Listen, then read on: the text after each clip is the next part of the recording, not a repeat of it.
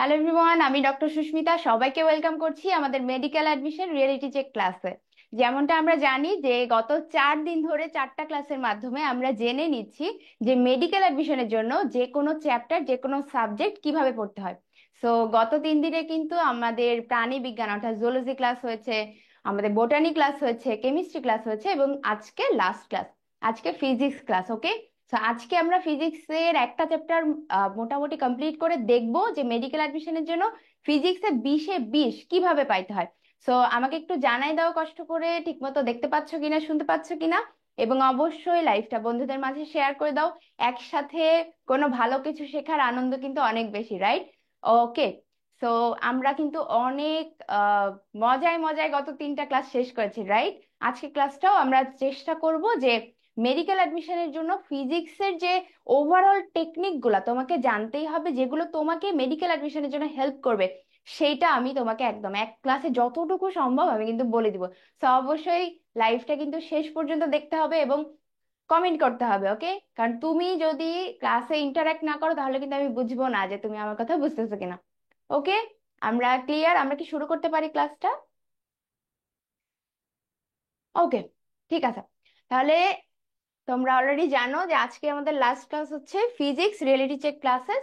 So এই ক্লাসে আমরা জেনে নিব ওভারঅল যে ফিজিক্স কিভাবে পড়তে হয়। আমরা এতদিন এই 7টা স্টেপ কিন্তু শিখে গেছি, তাই না? আমাকে একটু কমেন্টে জানাও তো যে এই 7টা স্টেপ এতদিন ধরে আমরা শিখতেছি, এটা আমাদের মনে গেঁথে গেছে কিনা। এতদিনে তো গেঁথে যাওয়ার কথা, রাইট? এই কথাগুলো অলরেডি আমরা অনেকবার বলে ফেলছি। ওকে, সো আর একটা বার জাস্ট আমি কুইক রিক্যাপ করে ফেলি। যারা আজকে ক্লাসে নতুন জয়েন করেছো বা এতদিন হয়তো শুনেছো কিন্তু ঠিকমতো মানে মনে রাখতে পারো না, তো এই জিনিসগুলো তো মুখস্থ করার কিছু না, এই জিনিসগুলো তোমার অভ্যাসের মাধ্যমে আনতে হবে যাতে তুমি প্রত্যেকটা চ্যাপ্টার পড়ার সময় তোমার এটা একদম নখদর্পণে থাকে। ওকে, সো ইয়েস, আমরা সবার আগে কি করি? আমরা সবার আগে যে কোনো চ্যাপ্টারে কোশ্চেন ব্যাংক অ্যানালাইসিস করি। কোশ্চেন ব্যাংক অ্যানালাইসিস কেন করি? কারণ আমরা সবাই জানি মেডিকেল অ্যাডমিশনের ক্ষেত্রে নর্মালি কি কি টপিক থেকে প্রশ্ন করা হয় বলো? তোমরা কিন্তু এটা অলরেডি জানো যে গত এই যে যত বছর ধরে মেডিকেল অ্যাডমিশন হচ্ছে সেই টপিক গুলা থেকে প্রশ্ন করা হয়। প্রশ্ন কখনো কখনো হুবহু তুলে দেওয়া হয় বিগত বছরের প্রশ্ন থেকে, অথবা ওই প্রশ্নের অনুরূপ প্রশ্ন কিন্তু দিয়ে দেওয়া হয়। ঠিক আছে, তাহলে এই জন্য আমাকে প্রশ্ন ব্যাংক অ্যানালাইসিস করে অবশ্যই মোস্ট ইম্পর্টেন্ট টপিক গুলো বের করে ফেলতে হবে। আজকে আমি দেখাই দিব কিভাবে আমরা প্রশ্ন ব্যাংক অ্যানালাইসিস করব। এরপরে আমরা অবশ্যই পুরো চ্যাপ্টারটা একটাবার কুইক রিডিং দিব। এটা অনেকেই জিজ্ঞেস করো যে আমরা কি করব কিনা, কি বলে আমরা পুরো চ্যাপ্টার পড়বো কিনা, পুরো চ্যাপ্টার পড়বো নাকি দাগানো লাইন পড়বো, না অনেকের কনফিউশন থাকে। সো এইটা একটু বলে দেই যে তুমি শুধুমাত্র দাগানো লাইন মানে মোস্ট ইম্পর্টেন্ট যে গুরুত্বপূর্ণ লাইনগুলো থাকবে সেটা মুখস্থ করবা, কিন্তু তার বাইরে যত লাইন থাকবে সেগুলো কি পড়বো না? হ্যাঁ পড়বো, আমি রিডিং পড়বো, আমি সেগুলো মুখস্থ করার ট্রাই করবো না। ঠিক আছে? আর ফিজিক্সের ক্ষেত্রে বলি, তোমরা যদি আমার ক্লাস দেখে থাকো ক্লাসের বাইরে একটা ওয়ার্ডও পড়া লাগবে না। ঠিক আছে, তো এতটুকু বিশ্বাস নিয়ে কিন্তু ক্লাসটায় আগাইতে হবে। এরপর আমরা কি করব? আমরা পড়াটাকে সুন্দর মতো অ্যাক্টিভ রিকল করবো, অর্থাৎ নিজে নিজে নিজেকে প্রশ্ন করব যে আমার কতটুকু মনে আছে আমি যা যা পড়তেছে। এরপরে আমি প্র্যাকটিস বুকের প্রশ্ন, তুমি যে কোনো প্র্যাকটিস বুক নিতে পারো। আমরা রেকমেন্ড করি আমাদের মেডিটনিক প্র্যাকটিস বুক নেওয়ার জন্য, যেটা নাকি আমাদের মেডিকেল অ্যাডমিশন কোর্সে যারা ভর্তি হচ্ছে তারা কিন্তু এই 5 সেট বই তারা ফ্রি হোম ডেলিভারি পেয়ে যাচ্ছে। সো আমরা রেকমেন্ড করি একটা ভালো প্র্যাকটিস বুক তোমার হাতে যেন থাকে। এটা একটা মাস্ট, তুমি যতই পড়ো কোশ্চেন যদি প্র্যাকটিস না করো তাহলে কিন্তু ভালো করা যাবে না। ওকে, আচ্ছা। এরপরে কি, আমি প্র্যাকটিস করলাম এই 5টার মাধ্যমে, আমি ওই চ্যাপ্টারটার জন্য রেডি কিনা এটা দেখার জন্য আমাকে অবশ্যই এক্সাম দিতে হবে। ওকে, সো যে কোনো কোর্সে তুমি মেডিকেল অ্যাডমিশনের এই প্রস্তুতির সময় যেখানেই ভর্তি থাকো, যে কোচিং এ যে কোর্সে যেখানেই ভর্তি থাকো, অবশ্যই চেষ্টা করবা প্রত্যেকদিন এক্সামে অ্যাটেন্ড করার। এক্সাম মিস দিবা না, ঠিক আছে? এবং এক্সামে যে ভুলগুলা করতেছো সেগুলো আলাদা করে নোট ডাউন করো, সেগুলো অ্যানালাইসিস করো যে তুমি কেন ভুল করলা। নিশ্চয়ই কোনো কারণ আছে, এমনি এমনি তো আর মানুষ একটা প্রশ্ন ভুল করে আসে না, রাইট? ওকে, তো সেইগুলো আমরা অ্যানালাইসিস করবো, আমরা প্রবলেমগুলো সলভ করে ফেলবো। এই পর্যন্ত তুমি ডেইলি এক্সামে ভালো করবা, কিন্তু তুমি যদি লাস্ট স্টেপটা ফলো না করো তাহলে কিন্তু তুমি তোমাদের যে পরবর্তীতে যে রিভিউ এক্সাম হয়, উইকলি এক্সাম হয়, মান্থলি এক্সাম হয়, ইভেন মেডিকেল অ্যাডমিশন পর্যন্ত তোমার কিন্তু মনে থাকবে না। দ্যাটস ওয়াই এই স্টেপটা খুবই ক্রুশাল।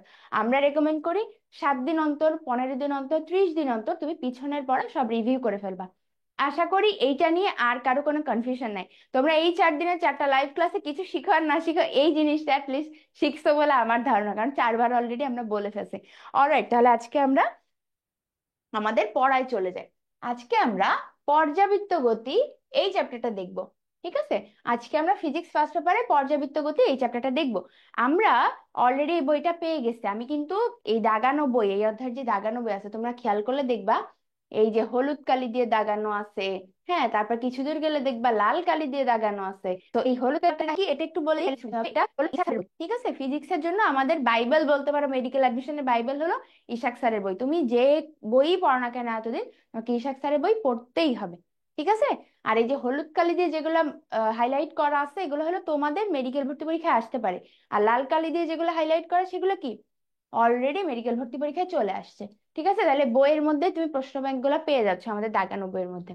সো এই পিডিএফটা কিন্তু আমি অলরেডি দিয়ে দিচ্ছি, যাদের কাছে আছে তারা তো অলরেডি দাগাই ফেলছো, যাদের কাছে নাই কোনো অসুবিধা নেই, ক্লাসটা ফলো করো। সো সবাই অবশ্যই একটু বই খাতা নিয়ে বসে পড়ি। আর একটা জিনিস যেটা আমরা আজকে ফলো করব সেটা হলো মেরিটনিক। কারো কাছে যদি মেরিটনিক থেকে থাকে তাহলে সবাই এই অধ্যায় 8 পর্যাবৃত্ত গতি এই চ্যাপ্টারটা দ্রুত বের করে ফেলো। ঠিক আছে, এই দেখো মেরিটনিকে প্রথমেই কিন্তু দেওয়া আছে বিগত বছরে মেডিকেল ও ডেন্টাল ভর্তি পরীক্ষার প্রশ্ন। সো এই অধ্যায় থেকে বিগত বছরগুলোতে মেডিকেলে এবং ডেন্টালে যা যা প্রশ্ন আছে সব এখানে দেওয়া আছে। তাহলে এখানেই কিন্তু প্রশ্ন ব্যাংক পেয়ে যাচ্ছ, বইয়ের মধ্যে একবার প্রশ্ন ব্যাংক দেখতেছো, এখানে একবার দেখছো। আলাদা করে কিন্তু আর প্রশ্ন ব্যাংক দেখার এখনই দরকার নেই। আর তারপরে থাকতেছে এই অধ্যায়ের সকল গুরুত্বপূর্ণ প্রশ্ন। সো এই সব মিলে আমাদের ফিজিক্স কেমিস্ট্রি বায়োলজি জিকে এবং ইংলিশ মিলে যে 22,000 প্রশ্ন আছে, অনেকেই জিজ্ঞেস করতেছো কমেন্টে, দ্যাটস ওয়াই বলে দাও যে এই 22,000 প্রশ্নের বাইরে আর একটা প্রশ্নও তোমার লাগবে না, তুমি শুধু মেইন বইটা পড়ো। যদি আমাদের সাথে ক্লাস করো তাহলে অবশ্যই নিয়মিত ক্লাস অ্যাটেন্ড করবা আর মেডিটেশন প্র্যাকটিস করবা, দ্যাটস ইট, এতটুকুই তোমাদের কাজ। ওকে, তাহলে আমরা একটু পড়াশোনা শুরু করে দিই। অলরাইট, সো আমরা ফিজিক্স পড়ার ক্ষেত্রে একটা জিনিস মনে রাখবো, ফিজিক্স হলো মেইন বই সব। মেইন বই সব, বায়োলজির ক্ষেত্রে যেরকম একটা বই থেকে না অনেকগুলো বই পড়তে হয়, ফিজিক্স হলে একটা বই পড়লে তোমার 95% পড়া কমপ্লিট হয়ে যায়, এবং বাকি 5%ও তুমি এইটা নলেজ দিয়েই কিন্তু কমপ্লিট করে দিতে পারবা। ঠিক আছে, এখন কথা হইলো যে এটা আমরা পড়বো কিভাবে। সবসময় মনে রাখবো ফিজিক্সের ক্ষেত্রে কি কি ইম্পর্টেন্ট, আমি একটু আলাদা করে লিখে দিই। ওকে, আমি একটু আলাদা করে লিখে দিই। ঠিক আছে, তোমরা ফিজিক্সে অলওয়েজ এই কয়টা জিনিস পড়বা: সংজ্ঞা, বৈশিষ্ট্য। আমরা দেখব, আমরা যখন কোশ্চেন ব্যাংক অ্যানালাইসিস করব তখন আমরা দেখব যে কি কি টপিক আমাদের লাগবে। সংজ্ঞা, বৈশিষ্ট্য। এরপর আমরা পড়ব সমীকরণ। সমীকরণ, সমীকরণ থেকেই আসবে কি ছোট ছোট ম্যাথ।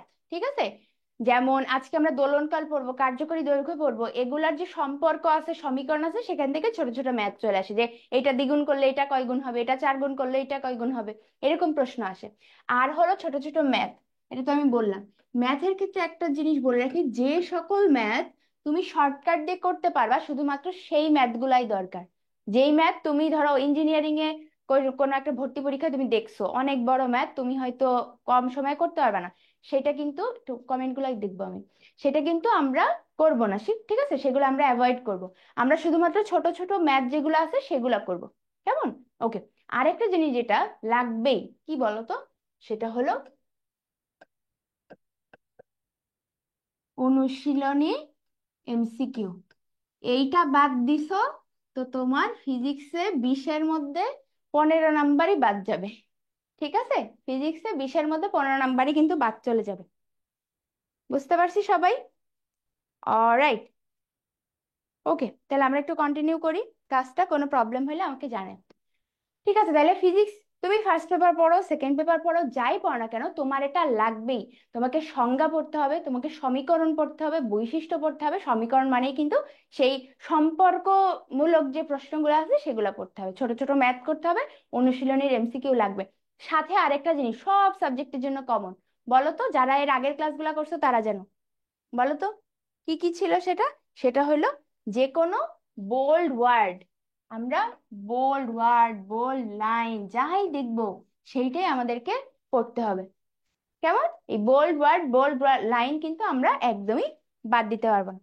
ওকে, ঠিক আছে, আমরা তাহলে কন্টিনিউ করি আমাদের ক্লাস। দেখো আমরা একটু প্রথমেই আমাদের প্রশ্ন ব্যাংক অ্যানালাইসিসে চলে যাই, যে বিগত বছর মেডিকেল ও ডেন্টাল ভর্তি পরীক্ষার প্রশ্নে কি আসছে দেখো।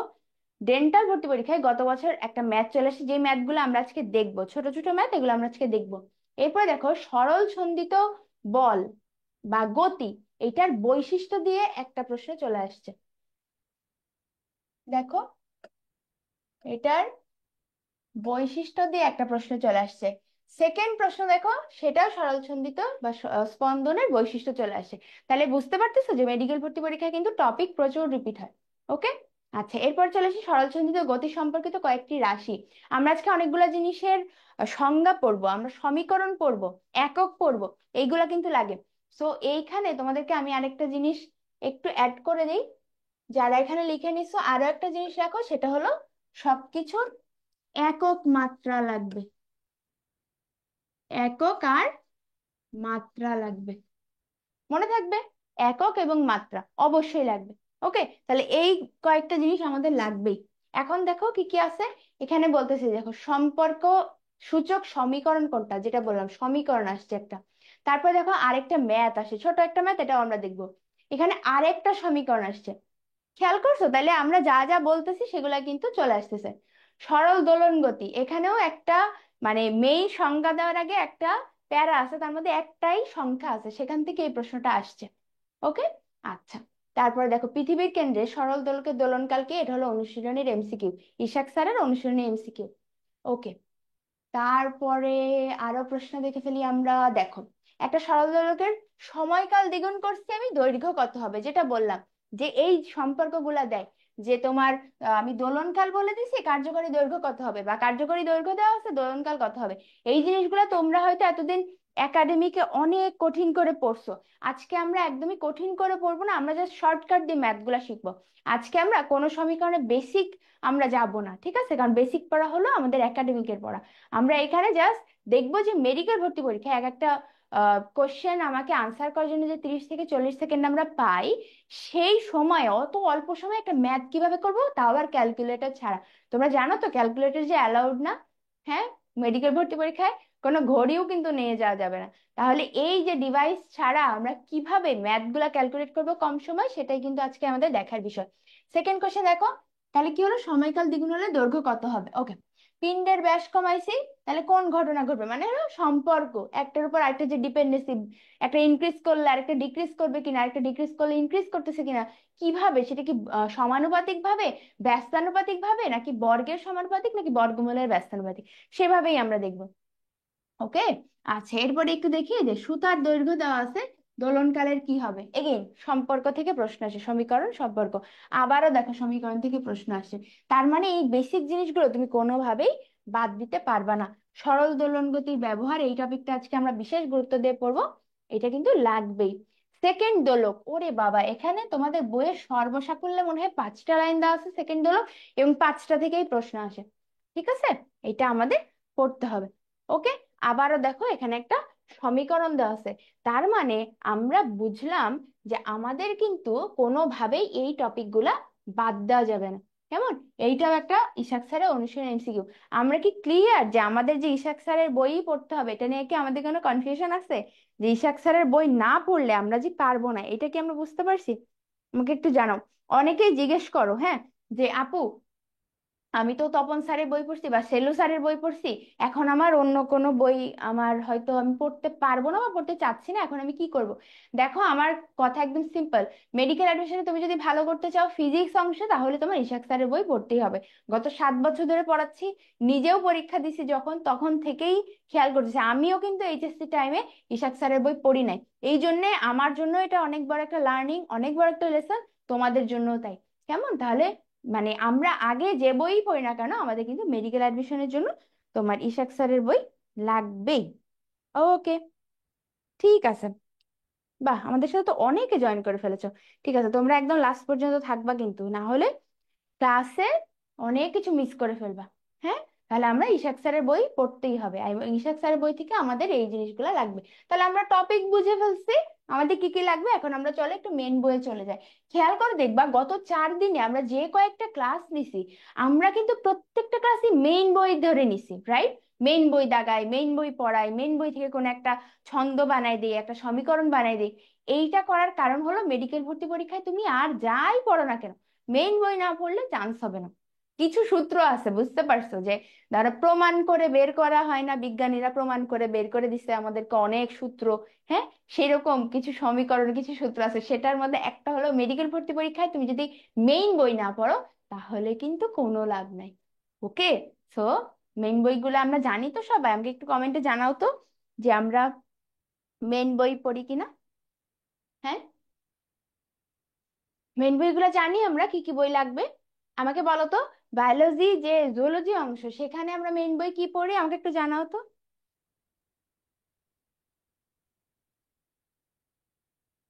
হ্যাঁ অর্পিতা, আমি দেখি তুমি প্রত্যেকটা ক্লাসে জয়েন করো এবং সুন্দর সুন্দর কমেন্ট করো, এভাবেই টিচারের সাথে তুমি কানেক্ট করবা। সবাইকে বলতেছি অনলাইন ক্লাসে মনোযোগ ধরে রাখার জন্য অবশ্যই টিচারের কথার উত্তর দিতে হবে। টিচারের মানে আলতু ফালতু কমেন্ট না করে অবশ্যই টিচার যেটা জিজ্ঞেস করতেছে সেটা টিচারের সাথে কমিউনিকেট করার জন্য কমেন্ট করবা।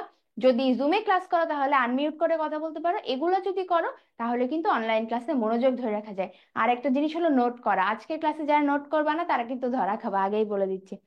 ঠিক আছে, ওকে। সুরাইয়া জিজ্ঞেস করেছে অ্যাডমিশন ব্যাচ কবে থেকে শুরু। মেডিকেল অ্যাডমিশনে আমাদের যে ব্যাচের ক্লাস সেটা কিন্তু 15 সেপ্টেম্বর থেকে শুরু হয়ে যাবে।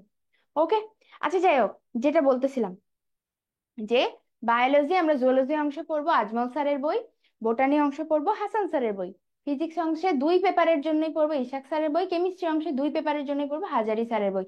এই 4টা রাইটারের বই বাদে মেডিকেলে আমরা পরীক্ষা দিতে বসবো না। ওকে, আচ্ছা।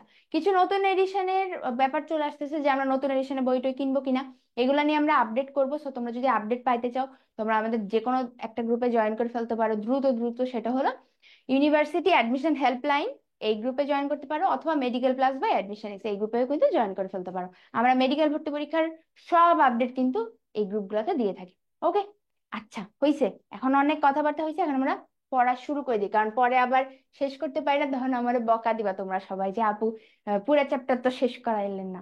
তো দেখো, এই কাজগুলোর উদ্দেশ্য তোমাকে পুরো চ্যাপ্টার শেষ করাই দেওয়া না, সেটার জন্য আমাদের অ্যাডমিশন ক্লাসেস আছে।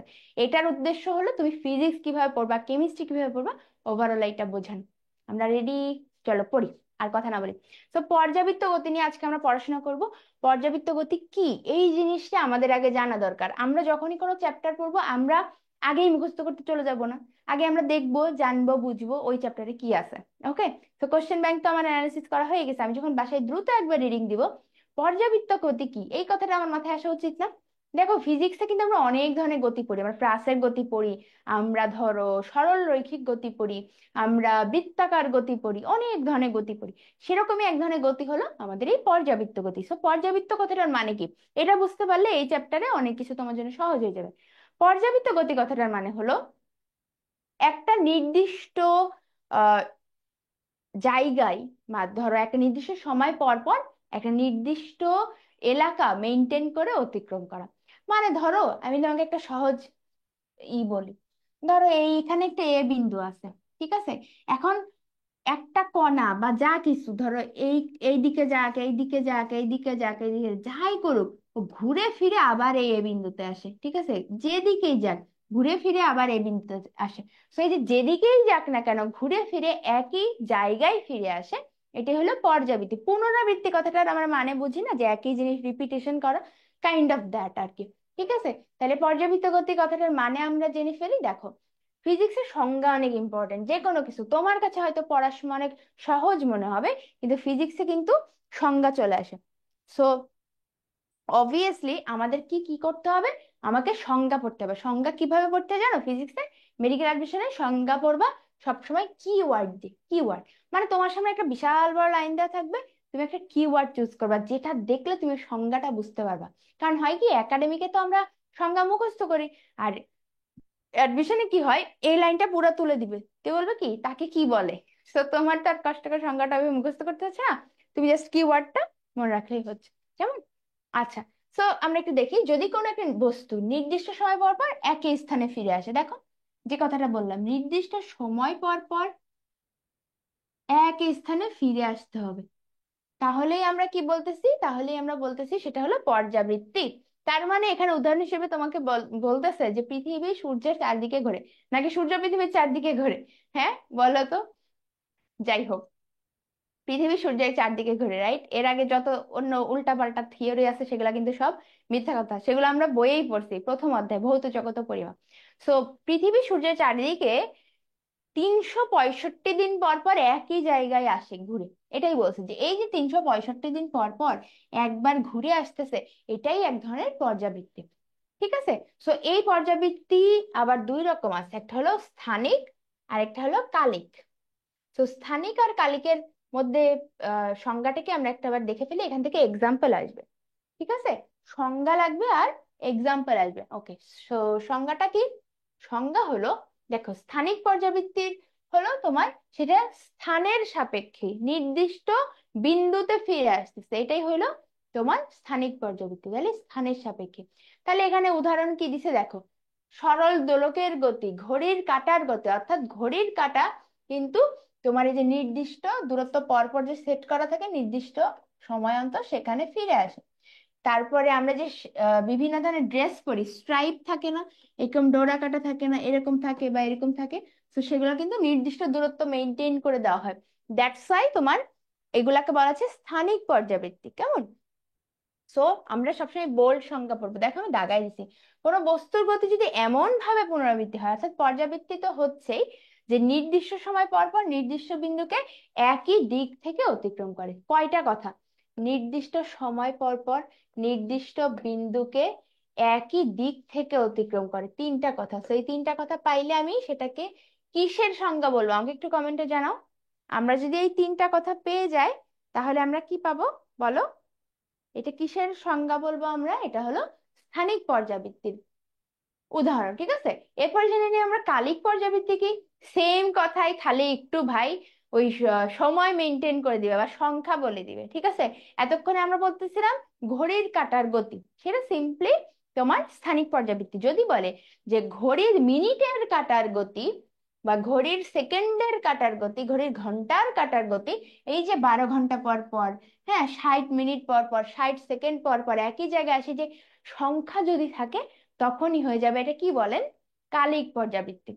ঠিক আছে, তাহলে পৃথিবী সূর্যের চারিদিকে যে ঘুরে আসতে এই এই যে বেচারা 365 দিন লাগতেছে, এটা এক ধরনের কি পর্যাবৃত্তি? যেহেতু সংখ্যা উল্লেখ করা আছে, তাহলে এটা হলো কালিক পর্যাবৃত্তি। তাহলে কালিক পর্যাবৃত্তির পাশে আমরা লিখে ফেলি সুন্দর করে সংখ্যা। সংখ্যা দেওয়া থাকলে আমরা সেটাকে কি বলবো? কালিক পর্যাবৃত্তি। আমরা কি বুঝতেছি? কালিক পর্যাবৃত্তি বলবো। ঠিক আছে, ওকে। এরপরে আমরা চলে যাব পর্যাবৃত্ত গতির এক্সাম্পল, মানে সংজ্ঞা, যেটা আমরা অলরেডি পড়ে ফেলছি, এখানে আমি আর আসবো না।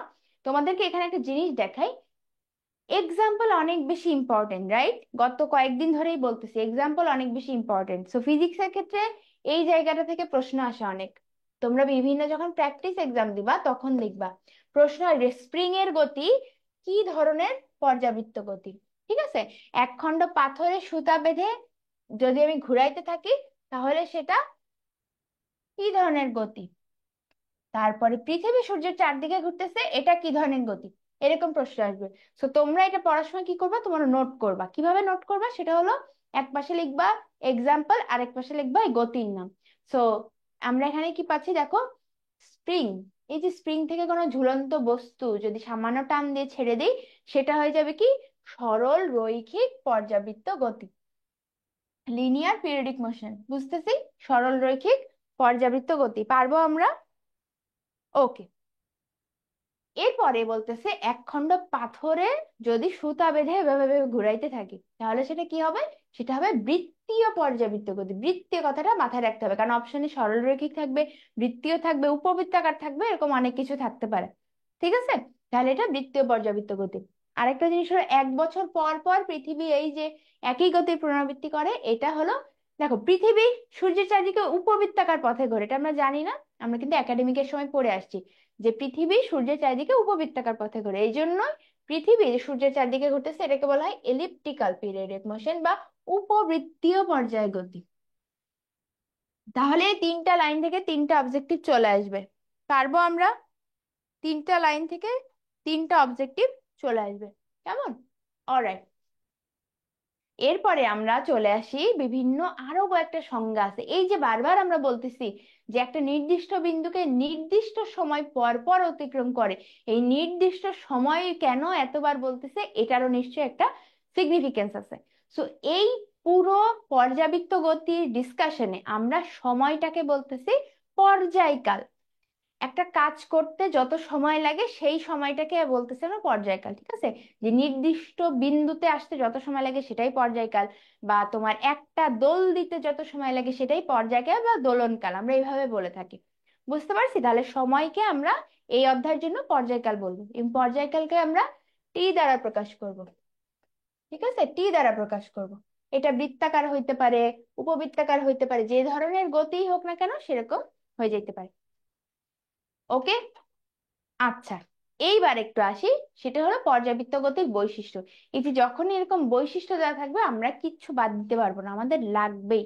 যখনই আমরা বৈশিষ্ট্য দেখবো ফিজিক্সে আমাদের কিন্তু সেটা বাদ দেওয়ার কোনো সুযোগ নেই, কেমন?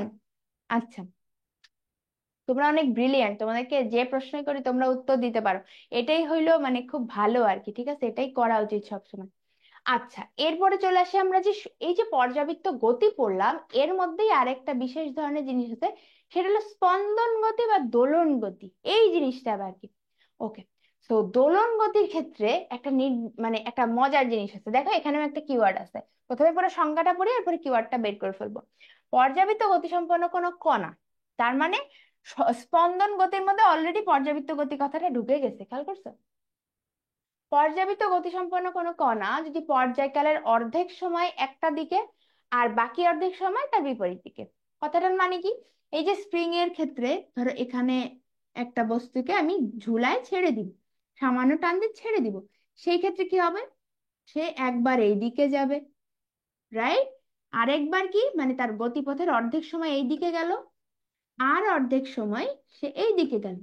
এই যে বিপরীত দিকে গেল না, তার মোট যাত্রাপথের বিপরীত দিকে গেল না, এইটাকেই আমরা বলতেছি স্পন্দন গতি বা দোলন গতি। পারবো? এটাকে আমরা বলতেছি স্পন্দন গতি বা দোলন গতি, কেমন? ওকে, তাহলে আমরা বুঝছি মানে আমরা সব সময় সংজ্ঞা পড়ার সময় কিওয়ার্ড বের করে ফেলবো, আমরা কোনো কিছু মুখস্থ করব না। তাহলে এখানে আমরা দেখতে পাচ্ছি যে অর্ধেক সময় কথাটা আসতেছে, অর্ধেক সময় নির্দিষ্ট দিকে, বাকি অর্ধেক সময় তার বিপরীত দিকে, এইটাই হইলো আমাদের কিওয়ার্ড ফর স্পন্দন গতি বা দোলন গতি। তোমাদের সবগুলো সংজ্ঞা যখন একসাথে দেওয়া হয় তোমরা কিন্তু অনেক কনফিউজড হয়ে যাও, এই জন্যই এত মানে জোর দিয়ে আমি কথাগুলো বলতেছি, হ্যাঁ? যেগুলা কিন্তু খেয়াল করে পড়তে হবে। এখানে কিছু এক্সাম্পল দিছে, দেখো এই যে সরল দোলকের গতি, গিটারের তারের গতি, কম্পনশীল সুরশলাকার গতি, স্পন্দনরত তারের গতি। মানে কি, গিটার যখন তারগুলো আমরা খেয়াল করব, একটা একটা স্ট্রিং এ যখন আমরা গিটার বাজানোর সময় ইউজ করি তখন কি হয়, এই তারটা একবার নিচের দিকে যায় তার যে গতিপথের টাইমে, বাকি অর্ধেক সময় উপরের দিকে যায়, রাইট? অপোজিট দিকে। সো আমরা সবগুলো এক্সাম্পল ট্রাই করব একটু মানে কনসেপ্ট দিয়ে মনে রাখার, তাহলে আমাদেরকে কষ্ট করে সবই একদম ঢালাভাবে মুখস্থ করতে হবে না। ঠিক আছে, তাহলে এইভাবে আমরা স্পন্দন গতি বা দোলন গতি এগুলার এক্সাম্পল কিন্তু মনে রাখবো। আমরা কি বুঝতেছি? আমরা এখনো ওই কনসেপ্ট বেস কথাই আসছি যে আমরা যে কোনো চ্যাপ্টার পড়ার সময় সংজ্ঞা পড়বো এবং অবশ্যই বৈশিষ্ট্য পড়বো, উদাহরণ পড়বো। এইগুলা না পড়লে আমাকে কেউ ছেড়ে দিবে না ফিজিক্সের ক্ষেত্রে, এবং এগুলা থেকেই প্রশ্ন আসে। তোমরা দেখবা কোশ্চেন প্র্যাকটিস করার সময় এই যে দেখতেছো না স্পন্দন গতি যে উদাহরণ, এখান থেকেই বহুতবার প্রশ্ন চলে আসছে, কেমন? আচ্ছা, এরপরে আরেকটা বিশেষ ধরনের গতি আমরা পড়বো, সেটা হলো সরল ছন্দিত গতি। দেখো কয়টা নাম দিছে, সরল ছন্দিত গতি, সরল দোলন গতি, সরল দোল গতি। যখনই একটা জিনিসের এতগুলো নাম আসবে মনে রাখবা সেখান থেকে প্রশ্ন আসার সম্ভাবনা অনেক বেশি। কেন? কারণ আমাদের ভুল করার সম্ভাবনা ততই বেশি। কেন আপু এটা বলতেছেন? তার কারণ হলো, তুমি ধরো এখানে তো নামগুলো তো একই টাইপ, ধরো একটা জিনিসের তিনটা নাম আছে, তুমি যে কোনো একটা নাম পড়ছো এবং পরীক্ষায় সেইখান থেকে প্রশ্ন আসে কিন্তু আরেকটা নাম দিয়ে। চিন্তা করে দেখো, তুমি পুরো কনসেপ্টটা পারো, তুমি পুরা জিনিসটা মানে খুব সুন্দর করে পড়ছো, তুমি এক্সাম্পল পারো, সংজ্ঞা পারো, বৈশিষ্ট্য পারো, কিন্তু নামটা চেঞ্জ করে দিছো, ওর আরেকটা যে নাম আছে সেই নাম ধরে রাখতেছে। তখন কি তুমি ওই অবজেক্টিভটা পারবা? পারবা না, তোমার কিন্তু 1 নাম্বার মাইনাস হয়ে যাবে। হ্যাঁ, এবং 1 নাম্বার তো গেল গেলই, তুমি কেন ভুল করলো এটার পানিশমেন্ট হিসেবে 0.25 আরো কাটা চলে গেল। ঠিক আছে? সো এই জন্য আমাদের মনে রাখতে হবে যে যে কোনো কিছু যখন 2টা বা 3টা নাম থাকে আমরা যেন 3টা নামই শিখে যাই। কেমন? আচ্ছা। তো সরল দোলন গতির এখানে তোমার ইয়ে বলছে কি বলে, এখানে 2টা সমীকরণ পাবা। আচ্ছা, তোমাদেরকে আরেকটা ট্রিক শিখাই দিই। এই যে আমি শুরু করার সময় তোমাদেরকে বলছিলাম যে আমরা এতদিন একাডেমিকে কিভাবে পড়ছি, একাডেমিকে আমরা পড়ছি হলো নর্মালি কি হয় যে আমরা একটা কনসেপ্ট ধরো এফ সমান সমান এম ইন্টু এ, এই যে সমীকরণটা এটা প্রমাণ করে তারপরে পড়ছি, রাইট? ওকে। সো মেডিকেল অ্যাডমিশনে যেহেতু আমার কোনো কিছু প্রমাণ করা লাগবে না পরীক্ষা হলে, এই সমীকরণগুলো আমাকে আগে থেকেই একদম ধরো মুখস্থ করে ফেলতে হবে। ইয়েস, মুখস্থ করে ফেলতে হবে, কারণ এখান থেকে হয় সমীকরণটা হুবহু তুলে দিবে, না হয় বলবে এটা সমানুপাতিক নাকি ব্যস্তানুপাতিক কি ধরনের সম্পর্ক, না হয় এখান থেকে ম্যাথ দিয়ে দিবে। সো পরীক্ষার হলে কিন্তু তোমার আর সমীকরণ প্রমাণ করার সুযোগ নেই। দ্যাটস ওয়াই তুমি যখনই পড়বা, আমি কিভাবে পড়তাম, এই যে একটা টপিক দেওয়া আছে, আমি যদি দেখতাম লাস্টে একটা সমীকরণ আছে, সেই সমীকরণটা আমি সবার আগে পড়ে ফেলতাম। কারণ আমার তো আর এইচএসসি পরীক্ষার মতো এখন সমীকরণ প্রমাণ করার দরকার নেই, রাইট? প্রমাণ করার দরকার নেই, আমি খালি কি করব, আমি এই সমীকরণটা মনে রাখবো। বুঝছি। তাহলে সরল দোলন গতির ক্ষেত্রে এই জিনিসটা খুবই ইম্পর্টেন্ট, এই একটা, এই বক্সটা সবাই একটু মার্ক করো, এই জিনিসটা। আরেকটা হলো এই যে, আচ্ছা আমরা এ মানে কি জানি, এ মানে কি জানি আমাকে একটু বলো তো। আমরা নিশ্চয়ই জানি এ মানে হলো, আমরা কি বুঝাই, ত্বরণ বা এক্সিলারেশন, রাইট? এক্সিলারেশনের ফার্স্ট ওয়ার্ডটা নিয়ে আমরা এ দিই। সো ত্বরণকে আমরা এ দিয়ে প্রকাশ করি। আমরা এই অধ্যায়ে মোটামুটি সরণকে এক্স দ্বারা প্রকাশ করি, সরণকে এক্স দ্বারা প্রকাশ করি। আচ্ছা, তারপরে ধরো ভি, এই ভি জিনিসটা কি? ভি হলো ভেলোসিটি বা বেগ, ভি হলো ভেলোসিটি বা বেগ। ঠিক আছে, ভি দ্বারা প্রকাশ করি। তারপরে আছে ধরো কোনো বল, ফোর্স, বল, ঠিক আছে, ফোর্স।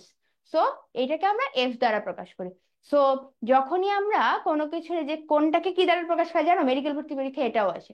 তো যখনই আমরা কোনো কিছু পড়বো, রাশিগুলার বাংলা টার্ম ইংলিশ টার্ম দুইটাই পড়ে রাখবো, যাতে আমাদের ওইটা দ্রুত মনে রাখা সহজ হয়।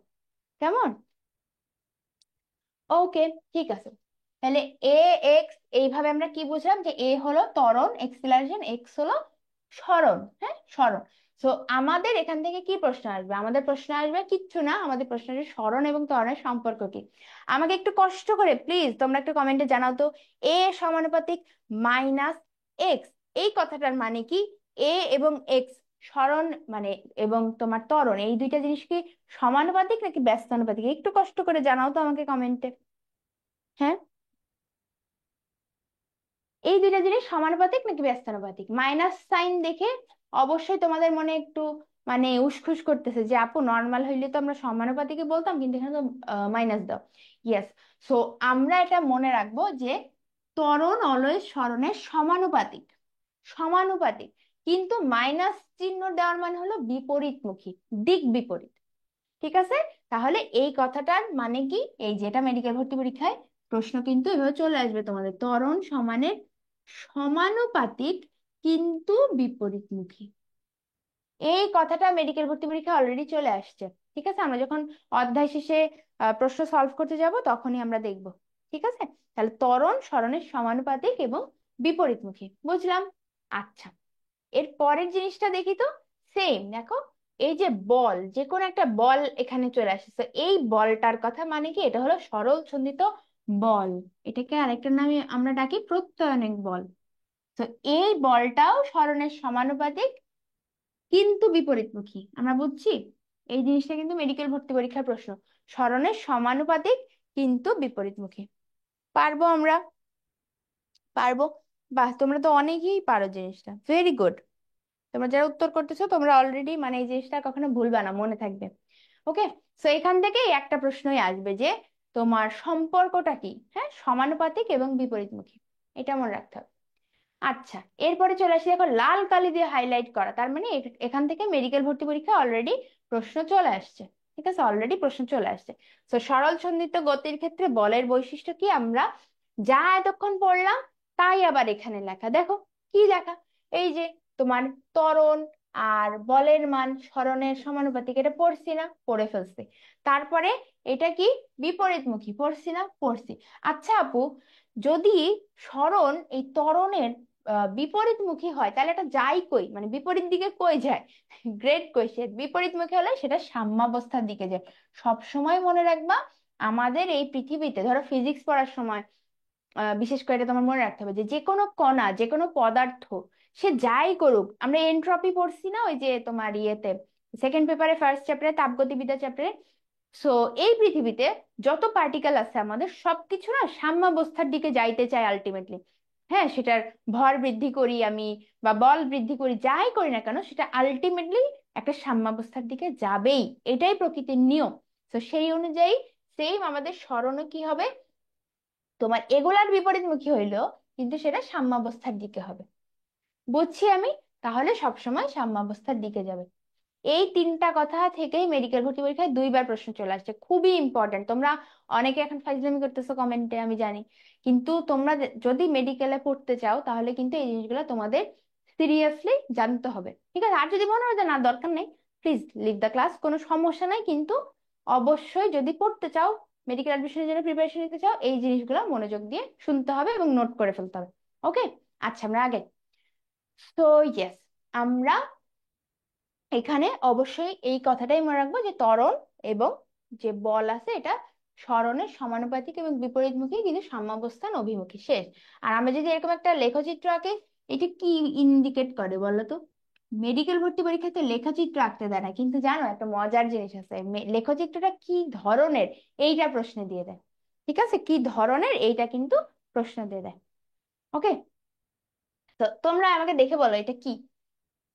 এটা হলো, আমরা শিখছি মূল বিন্দুগামী সরলরেখা বলি, রাইট? মূল বিন্দুগামী সরলরেখা। সো ফিজিক্সে এই ধরনের প্রশ্ন অনেক আসে, যে এই দুইটা রাশির তোমার গ্রাফ আঁকলে গ্রাফটা কি প্রকৃতির হবে।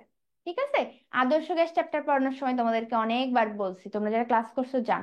সো এই জিনিসগুলো মেডিকেল ভর্তি পরীক্ষার জন্য অনেক ইম্পর্টেন্ট। তোমরা বুঝতেছো যে আহ, তুমি একটা চ্যাপ্টার ঢালাও ভাবে পড়ে যেতে পারো, কিন্তু তুমি যদি নাই জানো ওখান থেকে কি আসবে তাহলে কিন্তু কোনো লাভ নাই, রাইট? এত কষ্ট করে পড়াশোনা করে। ওকে, ঠিক আছে। এরপরে আমরা একটু চলে যাই সরল সন্ধিত গতি সম্পর্কিত কয়েকটি রাশি, এই জায়গাটায় আমরা একটু আসি। সবাই একটু লিখে নাও এখান থেকে কি কি পড়বা, দ্রুত লিখি আমরা।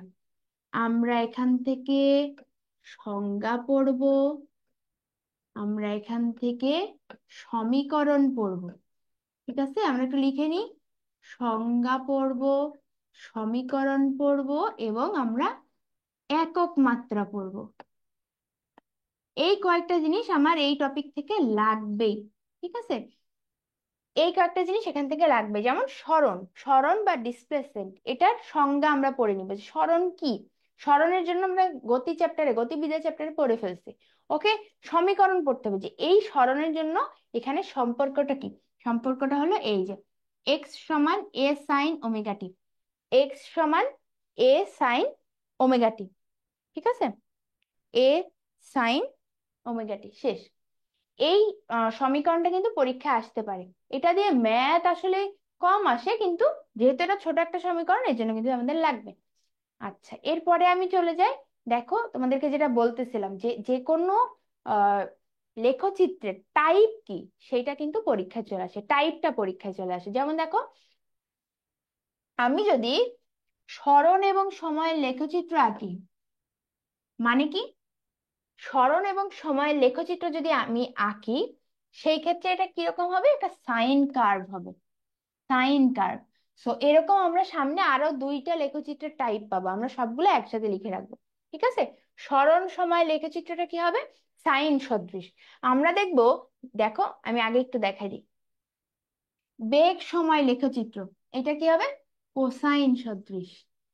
আর ত্বরণ সময় লেখচিত্র হবে ঋণাত্মক সাইন সদৃশ। এই যে লেখচিত্র দেখলেই বুঝবা, যেটা যদি এইটা লাইনের উপর দিয়ে যাইতো তাহলে আমরা কি বলতাম, সাইন সদৃশ। এটা যেহেতু উপর দিয়ে যায় নাই, এইভাবে গেছে, তাহলে ঋণাত্মক সাইন। আর এইটা হলো আমাদের কোসাইন। এই যে এই লেখচিত্রটা, মানে এখান থেকে শুরুই হয় নাই, মূলবিন্দু থেকে শুরুই হয় নাই, হাইয়েস্ট পয়েন্ট থেকে শুরু হয়েছে। সো এই লেখচিত্রটাকে আমরা বলি কি, কোসাইন সদৃশ। এবং এটা আমরা কখন পাই? বেগ সময় লেখচিত্র, বেগ সময় লেখচিত্র। ঠিক আছে? আচ্ছা, তাহলে এটা কিন্তু আমাদের অবশ্যই লাগবে। এই লেখচিত্র টাইপ গুলো আসে এবং এখান থেকে সমীকরণ গুলো চলে আসে। ভি সমান সমান ওমেগা ইন্টু রুট ওভার এ স্কোয়ার মাইনাস এক্স স্কোয়ার। এই বেগের জন্য এই সমীকরণটা লাগবে। আমরা একটু আগে সরণের জন্য একটা সমীকরণ দেখলাম না, বলো? এই যে সরণ বা ডিসপ্লেসমেন্ট, আমরা বেগের জন্য এই সমীকরণটা আমাদের লাগবেই। ওকে, এখান থেকে আবার সর্বোচ্চ মান পাওয়া যায়। সর্বোচ্চ মানগুলো আগে তপন স্যারের বইয়ে ছিল, ইশাক স্যারের বইয়ে ছিল না। ইশাক স্যারের বইয়ে গত এডিশন থেকে এটা ইনক্লুড করে দিছে, এই এডিশন না, গত এডিশনে এটা ইনক্লুড করে দিছে। তো অসুবিধা নেই। আচ্ছা, আর ত্বরণের ক্ষেত্রে এই সমীকরণটা মাইনাস ওমেগা স্কোয়ার এক্স। তুমি যাই করো তাই করো, ফিজিক্স পড়ার সময় তোমার যদি এই সমীকরণ ক্যালকুলেট করে বের করতে হয়, তাহলে বুঝবা যে তোমার প্রিপারেশনের অবস্থা ভালো নাই। ঠিক আছে? মনে হইতে পারে যে আপু আমি তো অল্প সময়ে এগুলা ক্যালকুলেট করতে পারি, বা মনে করতে পারি যে থেকে কোন সমীকরণ আসছে। হ্যাঁ, এটা মনে করতে পারো, কিন্তু তুমি যত প্র্যাকটিস করবা, যত প্র্যাকটিস এক্সাম দিবা, তত বুঝবা যে তোমার কম সময়ে কিন্তু জিনিসগুলো ক্যালকুলেট করা শিখে যাইতে হবে without any calculator. So obviously এই সমীকরণগুলো তোমার মুখস্থ থাকতে হবে। কেমন? আচ্ছা, এখন এই তিনটা সমীকরণ যে আমরা পাইলাম, এই তিনটা সমীকরণ আসবে, তাদের লেখচিত্র টাইপ আসবে, এবং আরেকটা কি বললাম, সর্বোচ্চ মান আসবে। তো সর্বোচ্চ মানগুলো এখানে 100 দাও, যাদের কাছে এই বইটা আছে। সর্বোচ্চ মানগুলো পরীক্ষায় আসবেই, আসবেই, আসবেই। ঠিক আছে? ওকে। সো এক্স ম্যাক্স সমান সমান এ, ভি ম্যাক্স সমান সমান ওমেগা এ, এবং এ ম্যাক্স সমান সমান ওমেগা স্কোয়ার এ। এই তিনটা লাইন লাগবেই। ওকে, আমরা একটু আগে কি জানলাম? এক্স সমান সমান এ সাইন ওমেগা টি, জানছি না? আমরা পাশাপাশি লিখলে এগুলো বুঝবো। এই দেখো, এক্স সমান এ সাইন ওমেগা টি, তারপরে ভি সমান সমান omega root over a minus x square, a সমান সমান minus omega square x. So লেখচিত্রগুলো এরকম ছিল, এক্স সমান এ সাইন ওমেগা টি, এবং এটার সর্বোচ্চ মান কি বলো?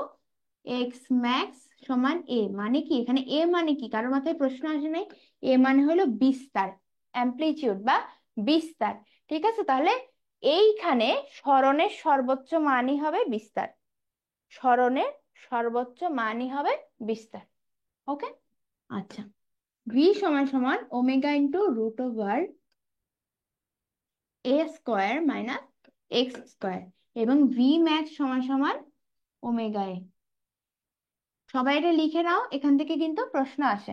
এবং এ সমান সমান মাইনাস ওমেগা স্কোয়ার এক্স, তাহলে এ ম্যাক্স মানে কি? এ ম্যাক্স মানে হলো ওমেগা স্কোয়ার এ। মানে এক্স এর জায়গায় তুমি খালি এ গুলা বসাই দিবা। এই যে এক্স এর জায়গায় তুমি এ গুলা বসাই দিবা, তাহলে এই সমীকরণ গুলা পাবা। ঠিক আছে, আমরা লিখছি সবাই এগুলা? আমরা লিখছি সবাই? ওকে, তাহলে আমরা এই জিনিসটা পড়লাম, এবং আমরা পাশে এটাও লিখে নিই কোনটার লেখচিত্রের টাইপ কি। সরণ সময় লেখচিত্রটা কেমন হবে? সাইন সদৃশ। একটু লিখে নিই সবাই, পরে আর এটা পুরাটা পড়তে হবে না, খালি তুমি এইটুকু পড়লেই হবে। তারপরে হলো তোমার বেগ সময়। বেগ সময় লেখচিত্র কি হবে? কোসাইন সদৃশ। আর ত্বরণ সময় লেখচিত্রটা কেমন হবে? নেগেটিভ, ঋণাত্মক সাইন সদৃশ। বুঝে গেছি আমরা এগুলা, এগুলা কিন্তু পরীক্ষায় আসবে। ঠিক আছে? এই জিনিসগুলা যত মানে নিজের মতো করে গোছায় নিবা পড়ার সময়, তত তোমাদের উপকার হবে। সো অবশ্যই এই জিনিসগুলো তোমাকে পড়তেই হবে। হ্যাঁ, এই জিনিসগুলো মনে রাখতেই হবে। তাহলে আমরা একটা জিনিসের সমীকরণ জানলাম, আমরা সেটা সর্বোচ্চ মান জানলাম, এবং আমরা একই সাথে সেটা লেখচিত্রের টাইপ জেনে গেলাম। এখান থেকে যদি এই 6টা লাইন কেউ সুন্দর মতো মুখস্থ করে ফেলতে পারো, মনে রাখতে পারো, তাহলে কিন্তু আর কোনো সমস্যা নেই। ওকে, আমরা নেক্সট যাই। অলরাইট, এরপর দেখো পর্যায়কাল। আবারও যেটা বলতেছি যে এই পর্যাবৃত্ত গতির ক্ষেত্রে একটা দোলন দিতে বা এক বিন্দু থেকে আরেক বিন্দুতে যাইতে যে সময় লাগে এটাকেই আমরা পর্যায়কাল বলে থাকি। তো পর্যায়কালকে আমরা কি দ্বারা প্রকাশ করি? টাইম, তাইলে বড় হাতের টি দ্বারা প্রকাশ করি।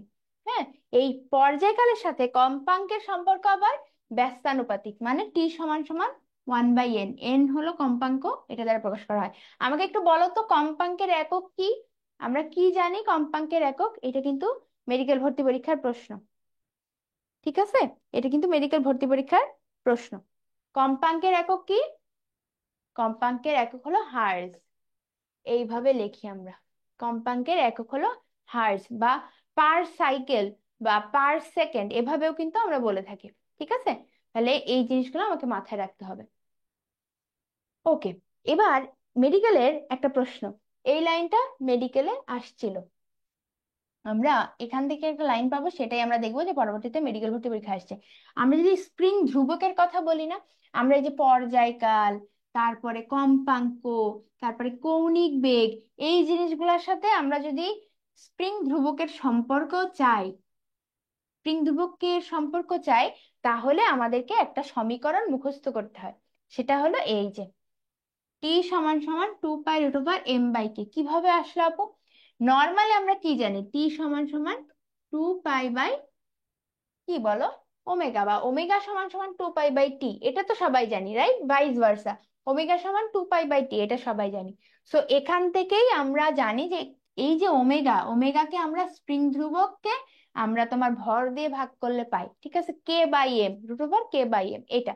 সো এই অনুযায়ী আমাদের সমীকরণটা দাঁড়াই হলো টি সমান সমান 2π√m/k। দেখো এখানে একটা খুব সুন্দর একটা খেয়াল করার জিনিস আছে, সেটা হলো টির সাথে স্প্রিং ধ্রুবকের সম্পর্ক কি? আমাকে একটু বলো তো, টির সাথে স্প্রিং ধ্রুবকের সম্পর্ক কি? অবশ্যই আমাদেরকে মনে রাখতে হবে যে যখনই কোনো সমীকরণ এরকম রুট বা স্কোয়ার দিয়ে দিবে সেটা মেনশন করতে হয়। সো পর্যায়কালের সাথে স্প্রিং ধ্রুবকের সম্পর্ক হলো বর্গমূলের ব্যস্তানুপাতিক। বর্গমূলের ব্যস্তানুপাতিক, হ্যাঁ, এটা হলো তোমার টির সাথে স্প্রিং ধ্রুবকের সম্পর্ক। আচ্ছা, যদি আমি এই রুটটা উঠাই দেই, তাইলে আমি বলবো কি শুধু ব্যস্তানুপাতিক। বুঝছি? তাহলে যখন এই রুট থাকবে, স্কোয়ার থাকবে, কিউব থাকবে, আমাকে কিন্তু সেগুলো ধরে মেডিকেল ভর্তি পরীক্ষার জন্য উত্তর করতে হবে। এটা কিন্তু মেডিকেলের প্রশ্ন, যে পর্যায়কালের সাথে স্প্রিং ধ্রুবকের সম্পর্ক কি। এটা একটা সমীকরণ দিয়ে পরীক্ষা আসছে, সো এটা কিন্তু আমার লাগবেই। বুঝতে পারছি? আচ্ছা, এটা কিন্তু আমাকে করতেই হবে যে এটা বর্গমূলের ব্যস্তানুপাতিক সম্পর্ক। যদি বর্গমূলের ব্যস্তানুপাতিক একেবারেই অপশনে না থাকে, তখন তুমি শুধুমাত্র ব্যস্তানুপাতিক দিতে পারো। কেমন?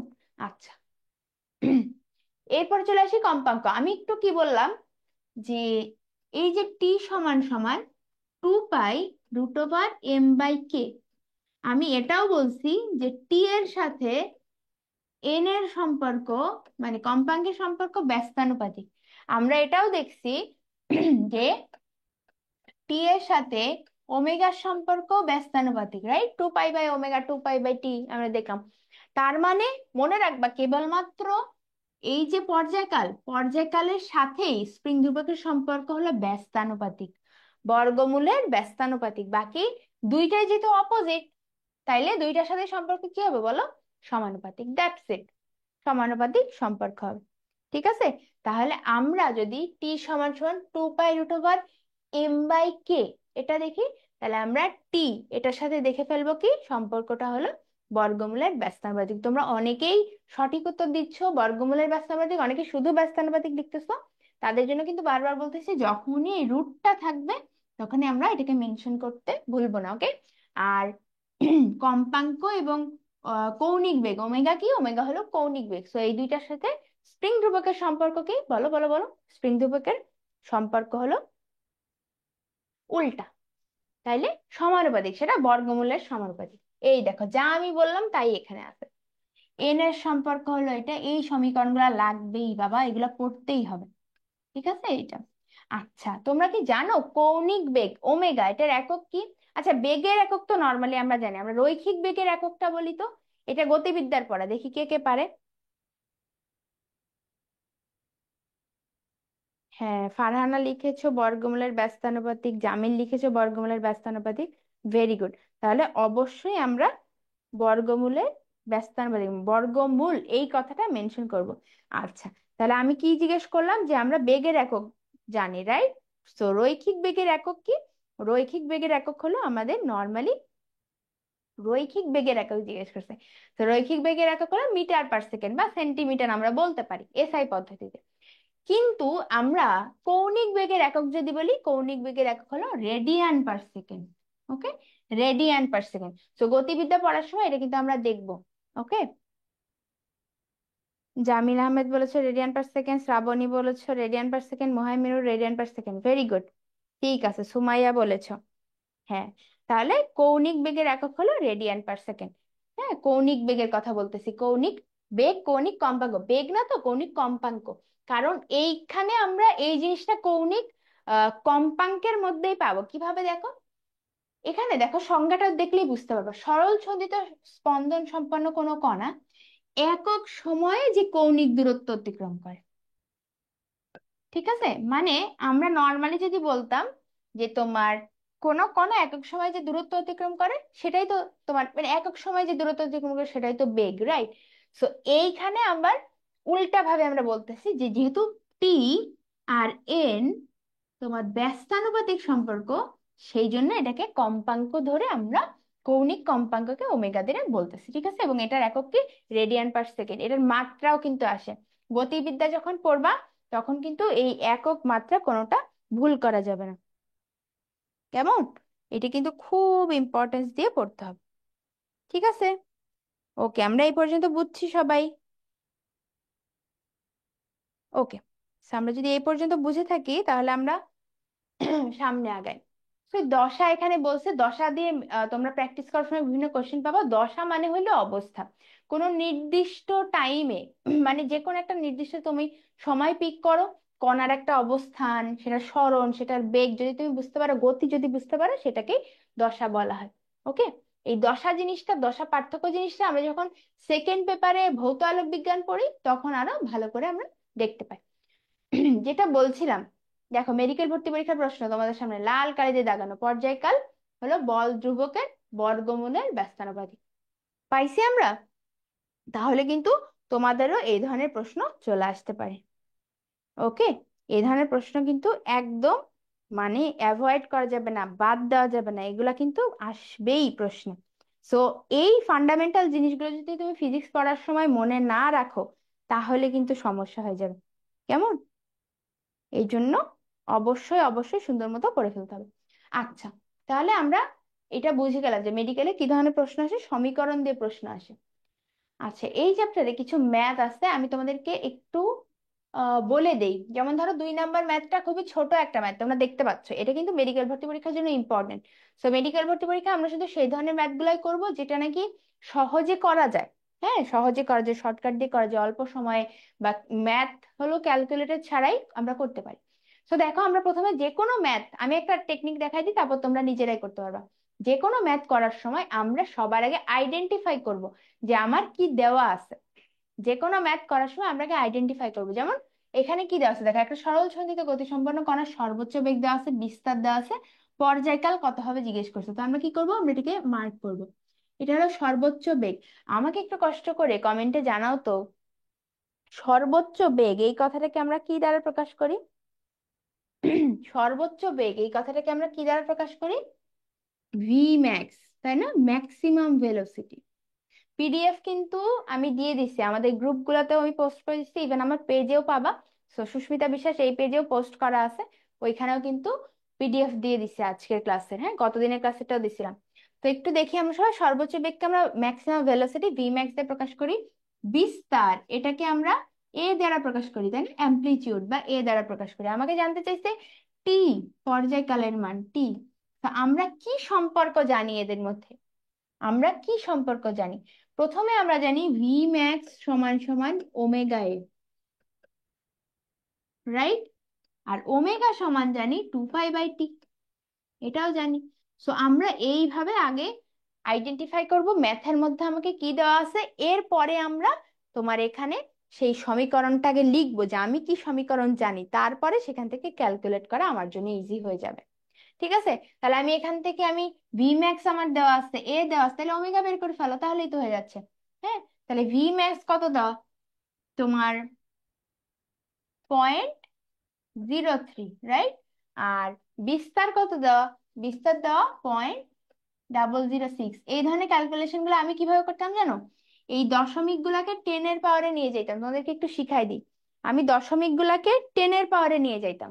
সো আমি যদি এখানে টেনের পাওয়ারে নিয়ে যাই কি হবে, 3 × 10⁻², রাইট? দশমিকের পরে 2 ঘর আছে, তাহলে -2। এবার 6 × 10⁻³ কত হবে তাইলে বলো, -3। ওকে, আমি যখনই এরকম দশমিক দেখতাম, যেহেতু এটা ক্যালকুলেশনে একটু কষ্ট হয়, এই জন্য আমি সেটাকে টেনের পাওয়ারে নিয়ে যাইতাম। তাহলে তুমি এরপরে কি করবা আপু, এটা তো দেখে আরো কঠিন লাগতেছে। এটা আমরা কি করবো দেখো, কঠিন কিচ্ছু না। আমরা কি করি নর্মালি এরকম দেখলে, এই যে নিচের টেনটাকে উপরে নিয়ে যাইতে পারি না, টেনের পাওয়ারটাকে, তখন আমরা দিতে পারি না 3/6 × 10⁻², আর এটা +3, নিচেরটা উপরে গেলে কি হবে, প্লাস হয়ে যাবে। তোমরা কিন্তু এগুলো জানো নর্মালি সবই, হ্যাঁ। খালি ক্যালকুলেট করার সময় তোমাদেরকে হয়তো এই জিনিসগুলো কেউ বলে না, বা তোমরা এভাবে প্র্যাকটিস করো না, দ্যাটস ওয়াই কনফিউজড হয়ে যাও। তো 3/6 মানে কি, হাফ, তাই না? 1/2, 0.5। আর এখানে হলো 10⁻⁻1। সো এখানে আলটিমেটলি 0.5 × 1 কত হয় বলো, বাই 2 দিয়ে 10 কেটে কেটে দাও, তাহলে কত হয় বলো, 5। ঠিক আছে, এরপরে তুমি এখানে 2π/t এর জায়গায় 5 বসায় দাও, তুমি কিন্তু সমীকরণটা বের করে ফেলতে পারবা। ঠিক আছে, সো তোমার এখানে যেহেতু টি জানতে চাইছে, তুমি এই ওমেগা সমান সমান 2π/t এই সমীকরণ ধরে তুমি ক্যালকুলেট করবা। আমি যেটা তোমাকে বলতে চাচ্ছি, ওভারঅল তোমার একটা অঙ্ক করার সময় কি কি স্টেপ তুমি দেখবা, সেটা হলো 1 নম্বর স্টেপ, তোমার ওই অঙ্কে কি কি দেওয়া আছে তুমি আইডেন্টিফাই করবা। তোমার সবার আগে কাজ, তুমি পারো আর না পারো আইডেন্টিফাই করো। 2 নম্বর স্টেপ, তুমি কি করবা, তুমি ওই রিলেটেড যা কিছু দেওয়া আছে ওই রিলেটেড সমীকরণ চিন্তা করো, যে তোমার কি কি সমীকরণ দেওয়া আছে, তুমি সেই সমীকরণটা লিখবা। এরপরে তুমি ম্যাথ করবা। সো ম্যাথ করার সময় তুমি সিম্পলিফাই করবা জিনিসটা। আমার কাছে এটা সিম্পল লাগতো, তোমার কাছে যদি অন্য কিছু সিম্পল লাগে তুমি সেভাবে করতে পারো, কিন্তু মনে রাখবা ক্যালকুলেটর নাই, তোমাকে অল্প সময়ে ম্যাথ গুলা করতে হবে। তো এখানে আমরা যা আছে যে 0-র পরে 2 ঘর আছে, তাহলে এটাকে আমরা টেনের পাওয়ারে নিয়ে যাচ্ছি, এটাকেও টেনের পাওয়ারে নিয়ে যাচ্ছি, এভাবে আমি ক্যালকুলেট করে স্বাচ্ছন্দ্য বোধ করতাম। তোমার যদি মানে এভাবে কষ্ট হয়, তাহলে তোমার যেভাবে ভালো লাগে, তুমি যদি 0.03/0.006 ক্যালকুলেট করতে চাও সেটাই করো, কোনো অসুবিধা নেই। বাট অঙ্ক কতটা ছোট দেখো, কতটা ছোট, এখান থেকে শুধুমাত্র ওমেগা দিয়ে প্রশ্ন আসতে পারে, শুধুমাত্র টি দিয়েও প্রশ্ন আসতে পারে। ঠিক আছে, তো মেডিকেল ভর্তি পরীক্ষায় এই ছোট্ট ছোট্ট জিনিসগুলা কিন্তু পরীক্ষায় চলে আসে। এর পরের অঙ্কটাও এরকম, তোমার এখানে সব লাগবে না, যে বেগ কত হবে, সর্বোচ্চ বেগ কত হবে, যে কোনো একটা স্টেপ দেয় এই ধরনের ম্যাথে। ঠিক আছে, যে কোনো একটা স্টেপ দেয়। আচ্ছা, 4 নম্বর কথা বলি, সেটা হলো ফিজিক্সে একটা মজার জিনিস আছে, সেটা হলো সব ম্যাথ তোমাকে সব সময় ক্যালকুলেট করে প্রমাণ করতে হয় এমন না। যদি স্পেসিফিক কিছু এখানে বলে যে সাম্যাবস্থাতে, তুমি একটু প্রশ্নটা পড়ো, সাম্যাবস্থা থেকে কি পরিমাণ সরল হলে সরল দোলগতি সম্পন্ন বস্তু কণার বেগ সর্বোচ্চ বেগের অর্ধেক হবে, তুমি কি করবা, তুমি এখানে সুন্দর মতো খালি এই উত্তরটা মনে রাখবা, √3/2a। ঠিক আছে, তুমি এটা কি করবা, এখানে লিখে রাখবা √3/2a। ঠিক আছে, এই পরিমাণ সরণ হলে সর্বোচ্চ বেগের অর্ধেক হবে। এখন কথা হলো আপু এগুলো কত মনে রাখবো, মানে বইয়ে তো অনেক ইনফরমেশন, হ্যাঁ, যখন তোমার এই অধ্যায় মিনিমাম একবার পড়া হয়ে যাবে, তখন তুমি এই ধরনের জিনিস মুখস্থ করার অ্যাটেম্প নিবা, এর আগে না। ঠিক আছে, বুঝতে পারছি। আচ্ছা, যাই হোক, এটা হলো অ্যাডভান্স প্রিপারেশন যারা নিবা টপ মেডিকেলের জন্য, তাদের জন্য বলা, এটা সবার জন্য না। যদি তোমার টপ মেডিকেলে তুমি পড়তে চাও, তাহলে এই ধরনের ম্যাথ বা এই ধরনের জিনিসপত্র তোমাকে একটু টেকনিক করে মনে রাখতে হবে। আচ্ছা, এবার আমরা একটু দেখি, দুইটা সমীকরণ আমাকে জানতে হবে, যেটা প্র্যাকটিস কোশ্চেনে তোমরা দেখে থাকো, মেডিকেল ভর্তি পরীক্ষার জন্য ইম্পর্টেন্ট, এটা কিন্তু পরীক্ষায় আসছে। সেটা হলো সরল সন্ধিত কণার অবকলনীয় সমীকরণ কোনটা। যদি প্রশ্নে বলে, রিমেম্বার, যদি প্রশ্নে বলে সমীকরণ, তাহলে অবশ্যই তোমার উত্তর হবে এইটা, d²x dt² + ω²x = 0। ঠিক আছে, মেডিকেল এক্সামে কি ম্যাথ করার জন্য এক্সট্রা পেজ দেওয়া হয় না রে? এক্সট্রা পেজ দেওয়া হয় না, তোমাকে একটা প্রশ্ন যে দেওয়া হবে ওখানে তুমি পেন্সিল দিয়ে রাফ করতে পারবা, কলম দিয়ে না, পেন্সিল দিয়ে রাফ করবা। যদি হাতে সময় থাকে তাহলে ইরেজ করে দিয়ে আসতে পারো, এটাই। কোনো এক্সট্রা পেজ দেওয়া হবে না। তো যুগ যুগ ধরে এভাবেই মেডিকেল ভর্তি পরীক্ষা হয়ে আসতেছে। দ্যাটস ওয়াই কোশ্চেনে রাফ করার আগে তোমাকে সেই অঙ্কের শর্টকাটটা জানতে হবে। আমি তোমাদেরকে এই জন্যই বলি, আমার ক্লাসগুলো দেখে থাকলে তোমরা বুঝবা যে ফিজিক্সে আমি সবসময় শর্টকাট দিয়ে ম্যাথ করাই, রাদার দেন প্রুভিং দা শর্টকাট, যে শর্টকাট কোত্থেকে আসছে, কারণ ওইগুলো করতে গেলে তোমাদের আর আলটিমেটলি কিছুই মনে থাকবে না। ওকে, তাহলে দেখো, যদি অবকলনীয় সমীকরণ বলে তাহলে আমরা এই সমীকরণটা দিব, কিন্তু যদি আমাকে বলে এই সমীকরণের সমাধান, তাহলে আমাকে এইটা লিখতে হবে, মানে এইটা অবজেক্টিভে খুঁজতে হবে। বুঝতে পারছি, আমরা এটা মাথায় রাখতেই হবে, এটা আমরা ভুল করতে পারবো না।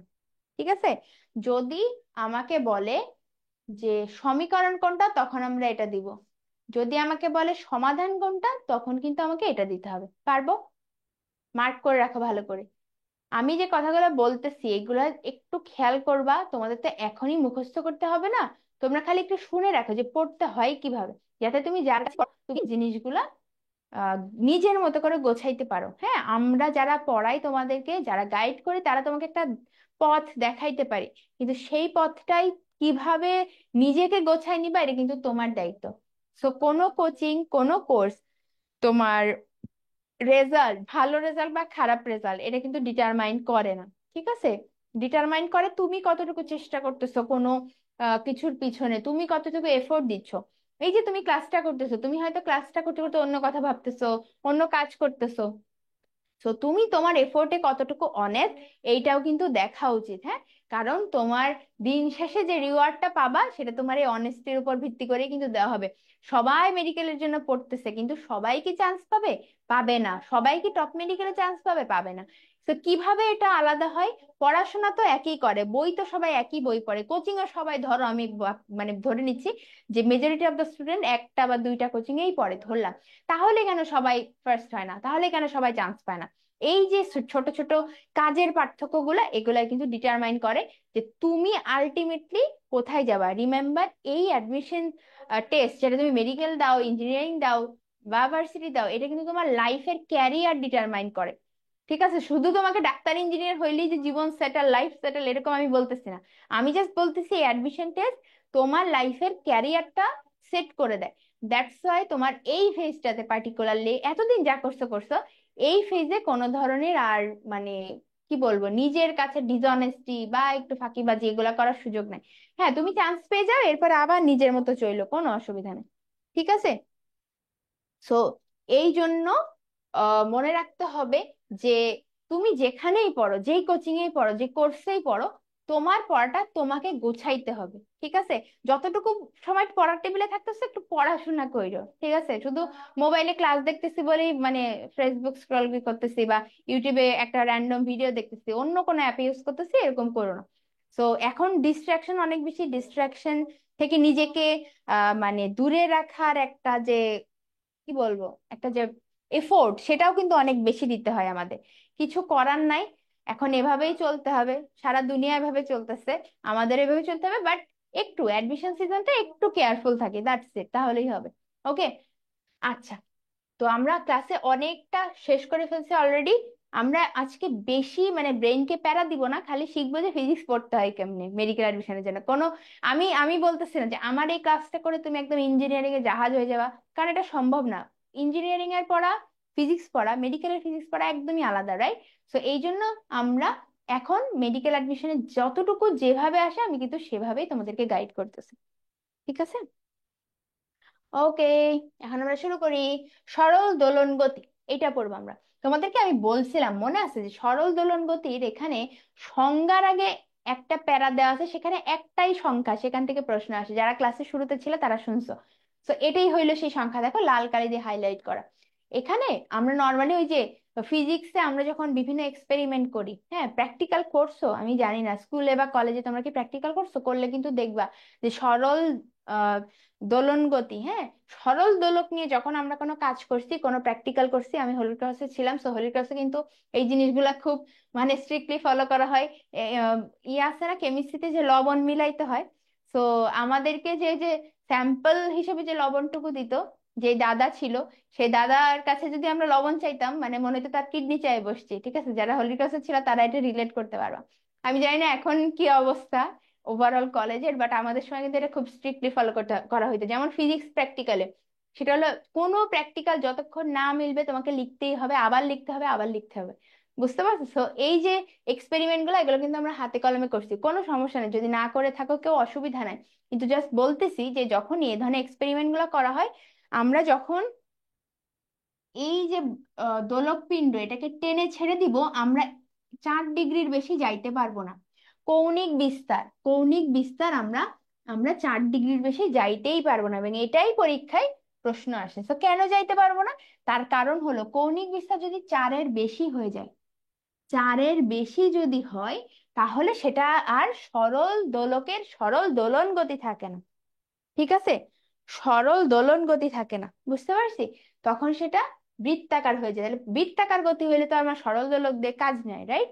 দ্যাটস ওয়াই আমাদের মনে রাখতে হবে যে সরল দোলকের যখনই আমরা কোনো কাজ করতেছি, এক্সপেরিমেন্ট করতেছি, কৌণিক বিস্তার অলওয়েজ 4-এর মধ্যে রাখতে হবে। এটা কিন্তু মেডিকেল ভর্তি পরীক্ষার প্রশ্ন, আপনারা যারা ক্লাসটা করতেছেন একটু মনোযোগ দিয়ে করেন। পরবর্তীতে যখন এই চ্যাপ্টারের প্রশ্ন ব্যাংক সলভ করতে যাবেন, তখন দেখবেন যে আপু যা যা পড়াইছে এগুলাই আপনারা পাচ্ছেন। ওকে। তো এখানে সরল দোলকের সংজ্ঞা দেওয়া আছে, সরল দোলন গতির সংজ্ঞা। এবং আরেকটা জিনিস, সেটা হলো তোমার সমীকরণ। তোমরা এই সমীকরণটা ছোটবেলা থেকে জানো, টি সমান সমান 2π√L/g। এই এটা জানো না সবাই? বলো। টি সমান সমান 2π√L/g, এটা সবাই জানো, আমি জানি, তাই না? ওকে, ঠিক আছে।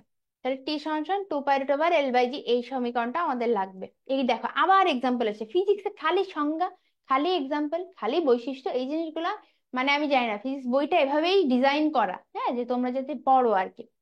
ওকে।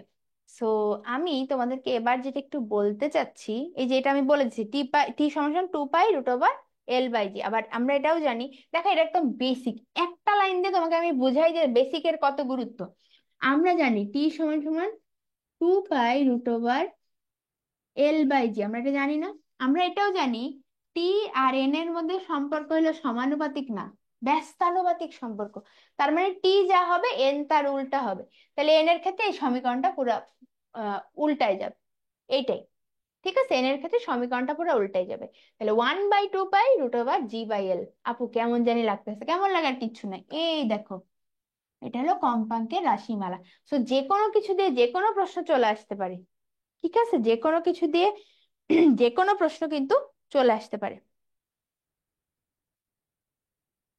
ওকে, এরপরে আমরা কি পড়বো? এরপরে কিছু দাগানো লাইন দিয়ে দিছি আমরা, এগুলো আমরা পড়ে ফেলবো। আচ্ছা, তোমরা যারা পিডিএফ পাও নাই, আমি আরো লাইভ শেষে এই পিডিএফ এর লিঙ্কটা দিয়ে দিব, সমস্যা নাই। এরপরে চলে আসি ছোট্ট পড়া, সরল দোলকের সূত্রাবলী। আমাকে কে বলতে পারবে সরল দোলকের এখানে কয়টা সূত্র আছে?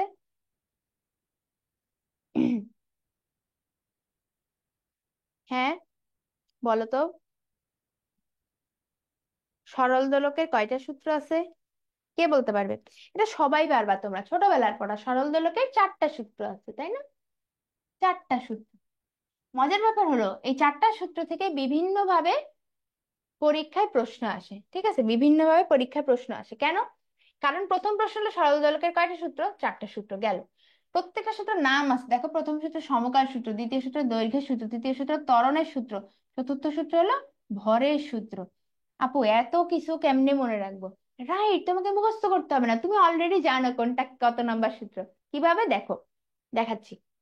আমরা জানি টি সমান 2π√L/g, রাইট? আমরা এটা জানি। আমরা এখন নাম্বারিং করব। আমরা টি কে দিব 1 নাম্বার, আমরা এল কে দিব 2 নাম্বার, জি কে দিব 3 নাম্বার। সবাই একটু লিখি এটা, টি সমান সমান 2π√L/g, সবাই একটু লিখি। বাহ, তোমরা তো সবাই পারো। মহাইমিনুর লিখেছো সরল দোলকের 4টা সূত্র, ইব্রাহিম লিখেছো 4টা, প্রীতম বড়ুয়া লিখেছো 3টা, আয়ান আব্দুল্লাহ লিখেছো 4টা, উম্মে উমারা লিখেছো 4টা, পুরবী রানী কুন্ডু, ঈশা জাহান সবাই লিখেছো হ্যাঁ সরল দোলকের 4টা সূত্র। তো সেটাই আমরা একটু শিখতেছি। তাহলে টি টি সমান সমান 2π√L/G। এটাকে আমরা এখন নাম্বারিং করতেছি। টি কে দিচ্ছি আমরা 1 নাম্বার। 2π তো কিছু দেয় না, এটা তো একটা মানে ধ্রুব সংখ্যা, রাইট? একটা ধ্রুবক। পায়ের মান কত? 3.1416 and to be continued, right? তো এটা তো ধ্রুবক, এটা লাগবে না। এল কে দিচ্ছি 2 নাম্বার, জি কে দিচ্ছি 3 নাম্বার। এখন দেখো কেন নাম্বারিং করলাম। টি মানে হলো তোমার সময় বোঝাইছে। তাহলে 1 নাম্বার সূত্র হলো সময়, সময় রিলেটেড সূত্র। 1 নাম্বারের নাম হলো সমকাল সূত্র। পারছি? ওকে, 2 নাম্বারে চলে যাই। 2 নাম্বার হলো এল। এল মানে হলো লেংথ, কার্যকরী দৈর্ঘ্য। সো এল মানে হলো 2 নাম্বার দৈর্ঘ্যের সূত্র। দেখো, 2 নাম্বার দৈর্ঘ্যের সূত্র। 3 নাম্বার জি মানে কি? অভিকর্ষজ ত্বরণ, ত্বরণের সূত্র। 3 নাম্বার ত্বরণের সূত্র। এখানে নাই কোনটা? এখানে নাই 4 নাম্বার। তাহলে 4 নাম্বারটা হলো, যেটা নাই সেটা হলো ভরের সূত্র। পারবো? আবার বলি। 1 নাম্বার সমকাল সূত্র, সময় রিলেটেড। 2 নাম্বার দৈর্ঘ্যের সূত্র। 3 নাম্বার ত্বরণের সূত্র। যেটা নাই সেটা 4 নাম্বার, সেটা হলো তোমার ভরের সূত্র। পারবো আমরা? পারবো তো? ওকে। তাহলে এখান থেকে কিন্তু সূত্র অনুযায়ী তোমার নাম্বারিং করে প্রশ্ন আসলো। এরপরে প্রশ্ন আসবে কোনটার সম্পর্ক কি। আচ্ছা তোমরা আমাকে বলো, এতক্ষণে যারা ক্লাস করতেছো এটা অ্যাটলিস্ট বলতে পারবা বলে আমি বিশ্বাস করি। সেটা হলো, এই যে তোমার পর্যায়কাল বা দোলনকাল, এটার সাথে কার্যকরী দৈর্ঘ্যের সম্পর্ক কি? দেখি কে বলতে পারে, কমেন্টে বলো। হ্যাঁ, তোমার এই পর্যায়কালের সাথে কার্যকরী দৈর্ঘ্যের সম্পর্ক কি? দেখি কে বলতে পারে। ওকে, এরকম ফ্রি ক্লাস আরো চাও? ফ্রি ক্লাস তো আজকেই শেষ হয়ে যাচ্ছে। মেডিকেল অ্যাডমিশনের যে রিয়েলিটি চেক ক্লাস আছে সেগুলো তো আজকে শেষ হয়ে যাচ্ছে।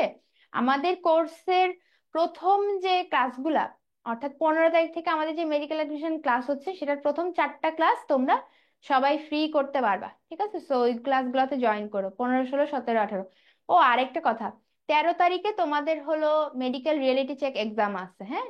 এই মেডিকেল অ্যাডমিশনের অনুরূপ প্রশ্নে সারা দেশব্যাপী একটা এক্সাম হবে। সো সেই এক্সামে যদি তুমি ফার্স্ট হও তাহলে কিন্তু একটা আইপ্যাড পাবা। আর এছাড়াও বহুত এক্সাইটিং গিফটস আছে। সো এখনো যদি তুমি রেজিস্ট্রেশন না করে থাকো তাহলে এখনই 10 মিনিট স্কুলের পেজে দেখতে পারো। তো আমিও এই এই লাইভের লিঙ্কে তোমার এখানে লিঙ্কটা পোস্ট করে দিব, সেখানে যাই তোমরা রেজিস্ট্রেশন করতে পারবা। 13 তারিখ ঠিক সন্ধ্যা 7টায় এক্সামটা হবে। ঠিক আছে? Medical reality check exam. Okay, এইবার দেখি কে কে ভুল করছে, দাঁড়াও। কে কে ভুল করছে দেখি দেখি দেখি দেখি। আচ্ছা, জামিল লিখছো বর্গমূলের সমানুপাতিক। তারপরে ইমরান লিখছো ব্যস্তানুপাতিক। শ্রাবণী লিখছো বর্গমূলের ব্যস্তানুপাতিক। শ্রেয়া লিখছো বর্গমূলের সমানুপাতিক। ইশরাত জাহান লিখছো সমানুপাতিক। আচ্ছা, ইব্রাহিম লিখছো রুটের সমানুপাতিক। শ্রাবণী আবার লিখছো সরি সমানুপাতিক। আচ্ছা, পূরবী লিখছো বর্গমূলের সমানুপাতিক। দেখছো, এত সিম্পল একটা জিনিস ক্লাসেই আমরা কত মানুষ কত রকম উত্তর দিয়ে দিচ্ছি। এবং মজার ব্যাপার হলো তোমরা যা যা উত্তর দিছো, মেডিকেলে যখন এই প্রশ্নগুলো আসে হুবহু এই অপশন গুলো চলে আসে তোমরা যা যা উত্তর দিছো। বুঝতে পারছো? তো এই জিনিসটা যদি না পারি তাহলে কিভাবে হবে বলো? আচ্ছা অসুবিধা নেই, এখন এখন না পারলে সমস্যা নেই, না আজকের পর থেকে আর ভুল করো না, ঠিক আছে? সেটা হলো, এই যে টি আর এই যে এল আমরা দেখতে পাচ্ছি, এটাকে যদি আমি একটু সিম্পলিফাই করি এটা দেখতে এরকম। টি আর এল সম্পর্ক হলো বর্গমূলের সমানুপাতিক। সো যারা বর্গমূলের সমানুপাতিক লিখছো তারা কিন্তু সঠিক উত্তর দিছো। ওকে, পারবো আমরা? আমরা বুঝতেছি আমরা কি ধরনের ভুল করি, এই জন্য ক্লাসে উত্তর দিতে হয়।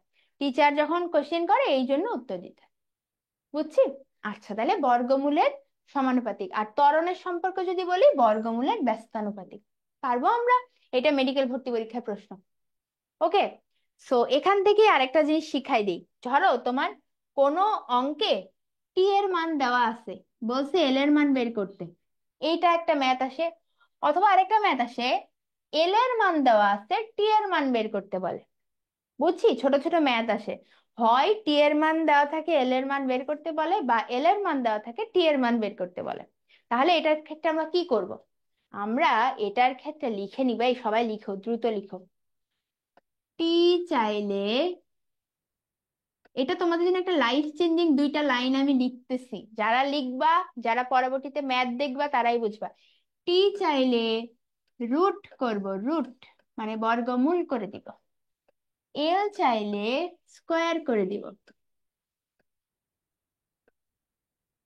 আচ্ছা, কি বলতেছেন এগুলা? বলতেছি যে কোথাও যদি তোমাকে বলে, আচ্ছা এক্সাম্পল দিই, তোমরা লিখছো, এটা লিখে নাও আগে। টি চাইলে রুট, এল চাইলে স্কোয়ার, কি বলতেছি এটা দেখো। মেডিকেল ভর্তি পরীক্ষায় এই প্রশ্নগুলো আসছে। সময়কাল দ্বিগুণ করতে হলে দৈর্ঘ্য কত গুণ করতে হবে? সুতার দৈর্ঘ্য 4 গুণ করতে হলে দোলনকাল কি হবে? ওকে, সো এই জিনিসগুলো আমরা কিভাবে মনে রাখবো? আমি ওটাই বললাম যে আমি যদি টি চাই তাইলে রুট করে দিব। দোলনকাল চাইছে, টি চাইছে, তাইলে কি করব? রুট করব। কাকে করব? এই মানটাকে। তাহলে রুট করে দিব। ঠিক আছে, কারণ টি সমানুপাতিক √, এল। আর যদি এল চাই, এল, তাইলে স্কোয়ার করে দিব, স্কোয়ার। এই আমরা বুঝছি সবাই। হ্যাঁ, টি চাইলে রুট, এল চাইলে স্কোয়ার, মনে থাকবে না, এই জন্যই রুট লিখে দিছি, বর্গমূল লিখিনি। এই যে রুটের টি দিয়ে মনে রাখবো, টি চাইলে রুট করব, এল চাইলে স্কোয়ার করব। তাইলে যদি তোমার বলে, এই যে এখানে একটু যাই আমরা ভর্তি পরীক্ষার প্রশ্নে, যে সময়কাল দ্বিগুণ করতে হয়েছে, এল এর মান কত, তাহলে এল চাইলে কি করতে হবে বলো, সবাই বলো আমাকে কমেন্টে। এল চাইলে কি করতে হবে দ্রুত বলো। শ্যামলী আফরোজ আইডি থেকে লিখেছো, আপু আমি আজকে আপনার ক্লাসটা যত কনসেন্ট্রেট সহকারে করছি, এভাবে কোনোদিন এত কনসেন্ট্রেশন সহকারে ক্লাস করে। Thank you so much. Okay, so এটাই গেম, হ্যাঁ, যে ক্লাস ইন্টারেস্টিং যদি হয় আর তুমি যদি উইলিংলি ক্লাসে পার্টিসিপেট করো, তাহলে যে কোনো ক্লাসেই তুমি একদম 100% ইউটিলাইজ করে ফেলতে পারবে। এবং আমাদের অলওয়েজ টার্গেট থাকবে আমরা ক্লাসেই ম্যাক্সিমাম পারা কমপ্লিট করে ফেলবো। এই এখন দ্রুত বলো। জামিল লিখেছো স্কোয়ার করব, মোহাইমিনুল লিখেছো স্কোয়ার করব। ওকে, তার মানে তোমরা জিনিসটা ধরতে পারছো যে যখনই আমাকে এল চাচ্ছে তখনই আমাকে স্কোয়ার করতে হবে। So, দ্বিগুণ, দ্বিগুণ মানে কি? আমি স্কোয়ার করলে কত হবে? 2 এর স্কোয়ার করলে কত হবে? 4 হবে। কথা হইলো আপু আরো জানি কি কি আছে এখানে, হাফ গুণ কমাতে হবে, বাড়াতে হবে, হাফ গুণ কমাতে হবে, বাড়াতে হবে, এগুলো মানে কি? ওকে, তাহলে টি এর সাথে, এই জন্যই জিজ্ঞেস করছি যে টি এর সাথে এল এর সম্পর্ক যেহেতু সমানুপাতিক, তাহলে টি বাড়লে এল বাড়বে, এল বাড়লে টি বাড়বে। বুঝছি, সমানুপাতিক, তাহলে এখানে 4 গুণ বাড়াতে হবে, এইটা হবে আনসার, তাই না? 9-এর সি, এটা হবে না আনসার? দ্বিগুণ, টি চাইলে রুট, এল চাইলে স্কোয়ার। ভেরি গুড, তোমরা তো অনেকেই পারছো, খুব ভালো। আচ্ছা, তো ইশরাত, তারপরে ইশরাত জাহান, ইশরাত জাহান প্রীতি, আয়ান আব্দুল্লাহ, সুমাইয়া আক্তার, কেয়া, তোমরা অনেকেই পারছো। ওকে, তোমরা এইটা বলো তো, 11 নম্বরের উত্তর দাও তো দ্রুত, ঝটপট দাও, তাহলে আমি বুঝবো যে তোমরা পারবা। ঝটপট একটু উত্তর দাও তো। একটা সরল দোলকের সুতার দৈর্ঘ্য 4 গুণ ইনক্রিজ করছি, তাহলে দোলনকাল কি হবে? তাহলে টি চাইলে রুট, এল চাইলে স্কোয়ার, এখানে টি চাইছে তাহলে আমি কি করব? রুট করব, রাইট? তাহলে উত্তর কি হবে? দেখি কে কে পারে। 11 নম্বরের উত্তর দাও।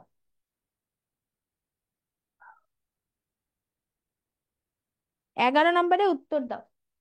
দেখি যে যে এটা পারবে বুঝবো যে ক্লাসে সে মনোযোগ দিছে এবং সে পারবে। এই এটা এত কঠিন? এটা দ্রুত একটু উত্তর দাও, ঝটপট। দেখি। আচ্ছা, কেউ বলতেছো 2, মানে অপশন কোনটা সেটা বলো। অপশন কোনটা, এ নাকি সি নাকি বি নাকি ডি? অনেকে আমরা বুঝতেছি অপশন এ আর সির মধ্যে এই দুইটা হবে, তাই না? তাইলে উত্তর কোনটা হবে দেখি। 2 তো অবশ্যই, মানে 4কে রুট করলাম আমরা, তাই তো 2 গুণ হইলো, এখন 2 গুণ কি কমবে নাকি বাড়বে? তাহলে 11-র কোনটা উত্তর এবিসিডির মধ্যে? ওকে, অনেকেই বলতেছো এ, অনেকেই বলতেছো এ। আসলে কি এ? হ্যাঁ, সবার কমেন্ট পড়তেছি আমি, কোনো সমস্যা নাই। ওকে, তাহলে আমরা 11-র উত্তর অনেকেই বলতেছি এ, রাইট? 2 গুণ হবে, 2 গুণ কমবে না। তাহলে দেখে আসি তো 11-র উত্তর কি। 11-র উত্তর এ, কারেক্ট আনসার। যারা যারা পারছো তাদেরকে কনগ্রাচুলেশন, যারা পারো নাই কোনো সমস্যা নাই, তারা কিন্তু আবারও এই ম্যাথ গুলা বুঝবা, করবা, তখন প্র্যাকটিস করতে করতে তোমার একটা আয়ত্ত চলে আসবে। ঠিক আছে, ভেরি গুড। তাহলে দ্বিগুণ হবে, হ্যাঁ, এটাই হলো উত্তর। কেন 2 গুণ কমবে না? কারণ এটা তো সমানুপাতিক সম্পর্ক, এই কারণে। ওকে, তাহলে আমরা টি চাইলে রুট, এল চাইলে স্কোয়ার। আজকে যদি ক্লাসে সব ভুলে যাও, একটা জিনিস মনে রাখবা, টি চাইলেই রুট, এল চাইলে স্কোয়ার, কেমন? আচ্ছা, সরল দোলন গতির বৈশিষ্ট্য আসে এখান থেকে। পরীক্ষায় অনেকবার প্রশ্ন আসে সরল দোলন গতির ব্যবহার, মানে সরল দোলন গতি বা সরল দোলক ব্যবহার করে আমরা কি কি মান বের করতে পারি। দেখো, একদম ইজি, 3টা জিনিস। একটা হলো সময়, একটা হলো ত্বরণ, মানে অভিকর্ষজ ত্বরণ, আর একটা হলো উচ্চতা। তাহলে সময়, উচ্চতা, ত্বরণ, এই 3টা জিনিস আমরা নির্ণয় করতে পারি, কেমন? ওকে, পারবো আমরা। সময়, উচ্চতা, ত্বরণ, এই 3টা। দেখো, আমি আগের ক্লাসেও বলছি যে যেখানে 3টা বৈশিষ্ট্য, 3টা নাম, 3টা কাজ, 3টা উদাহরণ দেখবা, সেখান থেকে মেডিকেল ভর্তি পরীক্ষায় প্রশ্ন আসার সম্ভাবনা অনেক বেশি থাকে। সো এখান থেকে কিন্তু প্রশ্ন চলে আসছে। এই সমীকরণটা যেটা আমরা সবাই পারি, টি সমান 2π√L/g, সেটাও কিন্তু পরীক্ষায় চলে আসছে। ওকে, আচ্ছা, এখানে সময় নির্ণয় নিয়ে কিছু কথাবার্তা বলা আছে। সেটা হলো তোমাদেরকে যখন আমি অ্যাডমিশনের ক্লাস নিব তখন আরো ডিটেলসে বলবো। জাস্ট একটা জিনিস মনে রাখবা, গ্রীষ্মকালে, মানে ধরো গরমকালে তারগুলা লুজ হয়ে যায়। ঠিক আছে, তারগুলা লুজ হয়ে যায় মানে এল বাড়ে, কার্যকরী দৈর্ঘ্য বাড়ে। এল যদি বাড়ে, যেহেতু সমানুপাতিক সম্পর্ক, তাহলে টিও বেড়ে যাবে, তাই না? এল বেড়ে যাবে মানে টিও বেড়ে যাবে, বুঝলাম? টি বেড়ে গেল মানে কি? তোমার চিন্তা করে দেখো, আমাকে একটু কমেন্টে উত্তর দাও। তোমার একটা প্রশ্নের উত্তর লিখতে আগে 5 মিনিট সময় লাগতো, ঠিক আছে? 5 মিনিট সময় লাগতো। এখন তোমার সেম প্রশ্নের উত্তর করতে 10 মিনিট টাইম লাগতেছে। তোমার আগে একটা প্রশ্নের উত্তর লিখতে 5 মিনিট সময় লাগতো, সেম জিনিসটাই তোমার 10 মিনিট সময় লাগতেছে। তুমি কি ফাস্ট কাজ করতেছো নাকি স্লো হয়ে গেছো আগের থেকে? দেখি এই কনসেপ্টটা কার কার আছে। তুমি কি আগের থেকে ফাস্ট কাজ করতেছো, মানে 5 মিনিটের কাজ 10 মিনিট ধরে করতেছো, মানে কি ফাস্ট হয়ে গেছো নাকি স্লো হয়ে গেছে? এটা আমাকে জানাও। আমার বায়োলজি ক্লাস কবে? আমার বোটানি ক্লাস ছিল, তোমরা দেখবা টেন স্কুলের পেজে আছে, অ্যাডমিশন এক্সের পেজেও আছে। বোটানি ক্লাস অলরেডি নিয়ে নিছি, আর এছাড়াও আরো ক্লাস তো সামনে আছেই। এনিওয়েজ, তাহলে আমাকে একটু জানাও তো। জামিল বলেছে স্লো হয়ে যাবে, শ্রেয়া বলেছে স্লো। ঠিক আছে, হ্যাঁ। তাহলে যারা বুঝো নাই তাদেরকে আরেকবার বলি, তুমি 5 মিনিটে একটা কাজ করে ফেলতে, এখন তো দ্বিগুণ টাইম লাগছে, 10 মিনিট টাইম লাগছে। তাহলে ওই যে লাইফ বয় যেমন বলে না যে তোর সাবান স্লো নাকি, সেই টাইপ হয়ে গেছে, হ্যাঁ, যে তুমি স্লো হয়ে গেছো। তাহলে গরমকালে এই যে সরল দোলকের দুলতে বেশি টাইম লাগে, কারণ কার্যকরী দৈর্ঘ্য বেড়ে গেছে, তার মানে সে স্লো হয়ে গেছে। এই একটা কনসেপ্ট যদি আপনারা একটু কষ্ট করে মনে রাখেন, আপনারা অ্যাডমিশন টাইমে দেখবেন কত রিলিফ পান এটা থেকে। ঠিক আছে, যে গ্রীষ্মকালে কার্যকরী দৈর্ঘ্য বেড়ে যায়, এল বেড়ে যায়, এল এর সাথে যেহেতু টি এর সমানুপাতিক সম্পর্ক, তাই টিও বেড়ে যায়। এবং টি বেড়ে যায় মানে কি, কাজ করতে বেশি সময় লাগে, দুলতে বেশি সময় লাগে, বেশি সময় নিয়ে আমি একটা কাজ করতেছি, তার মানে আমি স্লো হয়ে গেছি। ঠিক আছে, তাহলে ঘড়ি স্লো চলবে, এটা লাগবে আপনাদের। অপোজিটটা শীতকালে, তাহলে শীতকালে ঘড়ি ফাস্ট হয়ে যাবে, এটাই আর কি বলছে।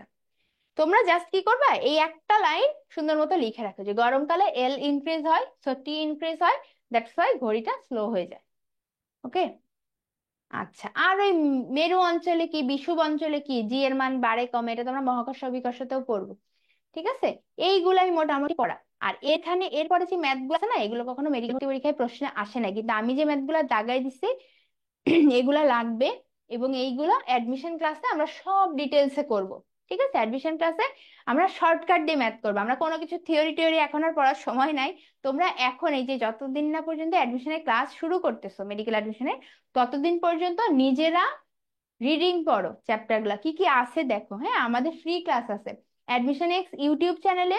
আমাদের কিন্তু অনেক ফ্রি ক্লাস, একদম প্রিমিয়াম যে ক্লাসগুলো আমরা আমাদের ব্যাচের জন্য নিছি, সেই ক্লাসগুলো তোমাদের জন্য দিয়ে রাখছি, যাতে তোমরা মানে অ্যাডমিশনের পড়া শুরু করার আগেই নিজে নিজে একটু চ্যাপ্টারটা সম্বন্ধে ধারণা নিতে পারো। তো অ্যাডমিশন এক্স ইউটিউব চ্যানেলে কিন্তু এই সবগুলা ক্লাস তোমরা পেয়ে যাবা। কেমন? সো আমরা মোটামুটি এই জিনিসগুলো আমরা একটু শিখবো, আমরা অ্যাডমিশন ক্লাসে আরো ডিটেলস শিখবো এইগুলা।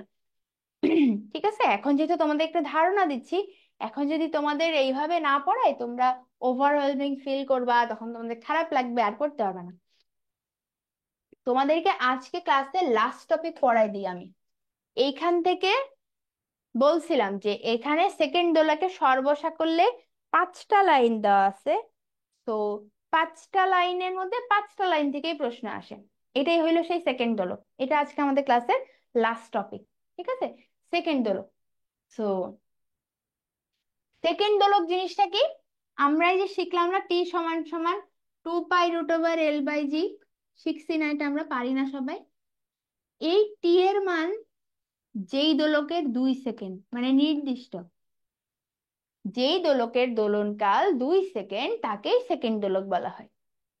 পারবো? যেই দোলকের দোলনকাল 2 সেকেন্ড, তাকেই আমরা সেকেন্ড দোলক বলবো। 10 মিনিটের কোর্সে ক্লাস নিচ্ছেন? হ্যাঁ, আমি এবং ডক্টর তৌফিক পিকন, আমরা দুইজন এবার মেডিকেল অ্যাডমিশন কোর্সে সবগুলো ক্লাস নিব। সো 15 তারিখ থেকে কিন্তু ক্লাস শুরু হয়ে যাচ্ছে। ওকে, আচ্ছা। তাহলে টি সমান সমান 2π√L/g। টি মান, টি এর মান যার 2 সেকেন্ড, সেটাই কিন্তু সেকেন্ড দোলক। বুঝছি আমরা সবাই? পারবো? ওকে, আচ্ছা। আমাকে আপনারা বলেন, টি এর মান আমি জানি 2 সেকেন্ড, তাহলে এন এর মান কত হবে? দেখি কে বলতে পারে। আমরা জানি টি এবং এন এর মান ব্যস্তানুপাতিক, তাই না? তাহলে টি এর মান যদি 2 সেকেন্ড হয়, তাহলে এন এর মান কত হবে? দেখি কে বলতে পারে। দেখি দ্রুত। এই ভাই, একা একা জুম হয়ে যাস না, ভৌতিক ব্যাপার স্যাপার হয়ে যাবে পারে ক্লাসের মধ্যে। আচ্ছা, টি এর মান যদি 2 সেকেন্ড হয়, তাহলে এন এর মান কি হবে বলো? দেখি কে কে পারে। অনেকেই পারবা, অনেকেই গুলাই ফেলবা। সো আমি আরেকবার বলি। হ্যাঁ, শ্রাবণী বলেছে √/2। আচ্ছা, রুট আসবে না, হ্যাঁ, রুট আসবে না। রুট কেন আসবে? রুট আসবে না তার কারণ হলো, আমরা তো জানি এটা শুধু সমানুপাতিক সম্পর্ক, টি আর এন এর সম্পর্ক শুধু সমানুপাতিক। তাহলে এন এর মান উল্টাই যাবে, 1/2। এই 1/2 মানে হাফ না 0.5, রাইট? তাইলে মনে রাখবা, সেকেন্ড দোলকের দোলনকাল 2 সেকেন্ড। হ্যাঁ, দোলনকাল 2 সেকেন্ড, আর বাকি সবকিছু এক। ঠিক আছে, এটা বাকি সবকিছু কি যখন অ্যাডমিশনের জন্য কোশ্চেন সলভ করবা তখন বুঝবা, ক্লাসেও বুঝবা। মনে রাখবা, সেকেন্ড দোলকে শুধুমাত্র দোলনকাল 2 সেকেন্ড, বাকি সবকিছু এক। আর যেহেতু কম্পাঙ্ক দোলনকালের অপোজিট, তাই এটার মান 0.5। অনেকেই সঠিক উত্তর দিছো। হ্যাঁ, শ্রাবণী আগের বার ভুল করে ফেলছিলা, এবার পারছো। ওকে, হাফ হবে। হ্যাঁ, হাফ। যারা সঠিক উত্তর দিছো, কনগ্রাচুলেশন। যারা ভুল উত্তর দিছো, আর কখনো ভুল করো না, ঠিক আছে? তাহলে সেকেন্ড দোলকের দোলনকাল 2 সেকেন্ড এবং কম্পাঙ্ক হবে তার অপোজিট, 0.5। আচ্ছা, আর সেকেন্ড দোলকের ক্ষেত্রে এই সমীকরণটা খুবই ফেমাস, এল সমান সমান g/π²। এটা আপু থেকে আসলো? এটা কিছুই না, এটা খালি তোমার এখান থেকে চলে আসছে। এই যে এখানে তোমার বইয়েও লিখেই দিছে, টি সমান সমান 2π√L/g। আমাকে এল বের করতে হবে, তাই তো? এল বের করতে হবে, তাহলে এল বের করতে হলে আমাকে কি করতে হবে? এই রুটটা উঠাইতে হবে সামহাও। সো রুটটা আমি কিভাবে উঠাবো দেখো। এই যে রুট উঠাইতে হলে আমাকে স্কোয়ার করতে হবে, তাই না? তাইলে এটা হবে এরকম, 4π² L/g। তাইলে আমার এখানে টি এর মান বসাই দাও। টি এর মান কত? 2 সেকেন্ড, তাহলে 2 এ 2 এ 4 হবে। হ্যাঁ, 4 হবে এপাশে, আর এপাশে 4π² L/g হবে।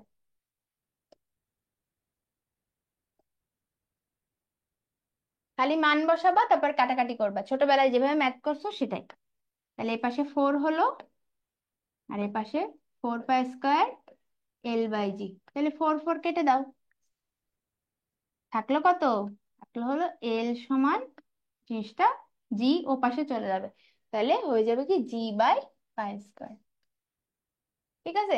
সো এটা কিছুই না, এটা তোমরা চাইলে আলাদা করে মুখস্থ করতে পারো, আবার পরীক্ষা হলে হিসাবও করতে পারো, বাট আই অলওয়েজ রিকমেন্ড যে অবশ্যই অবশ্যই আমাদেরকে এই বেসিক জিনিসগুলো একটু মুখস্থ করে ফেলতে হবে। যেমন L আর G এর সম্পর্ক কি? সমানুপাতিক, হ্যাঁ, সেকেন্ড দোলকের ক্ষেত্রে। ঠিক আছে, পারবো আমরা তাহলে। ওকে।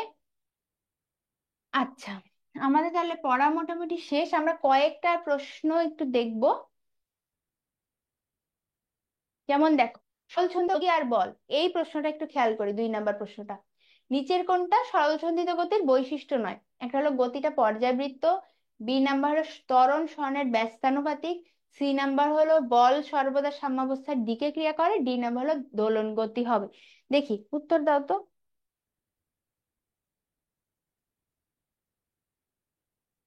আচ্ছা, এই সময়টাতে অনেকেরই একটু সিকনেস হয় এই সিজনটার কারণে। তো সুস্থ থাকতে হবে, হ্যাঁ। সামনে অ্যাডমিশন শুরু হচ্ছে, এখন কিন্তু অসুস্থ হওয়া যাবে না, অনেকেই অসুস্থ হয়ে পড়ে এবং পরবর্তীতে আর মেডিকেল প্রিপারেশনটা ফার্স্ট টাইমে ঠিক মতো নিতে পারে না। সো অবশ্যই সবাই take care of yourself first. Okay. আচ্ছা, তাহলে 2 নাম্বার উত্তরটা কি হবে? বলো। আমরা একটা জিনিস দেখে আমরা নাম্বারটা বুঝতেছি এটা হবে পর্যায়বৃত্ত। ত্বরণ সরণের কি ব্যস্তানুপাতিক ছিল না সমানুপাতিক ছিল বলো তো? আচ্ছা, এটা দেখিতেছি আমরা, ঠিক আছে। সি নাম্বারটা বল সর্বদা সাম্যাবস্থার দিকে ক্রিয়া করবে, এটা ঠিক। গতি দোলন গতি হবে, এটাও ঠিক। তার মানে বি নাম্বারে কোন একটা ঘাপলা আছে, ঘাপলাটা কি? এই যে এখানে সমানুপাতিক কথাটা চেঞ্জ করে দিছে, সমানুপাতিক কথাটা চেঞ্জ করে দিছে, তাইলে যারা আমরা অপশন বি বলতেছি তাদের কিন্তু উত্তর কারেক্ট। ওকে,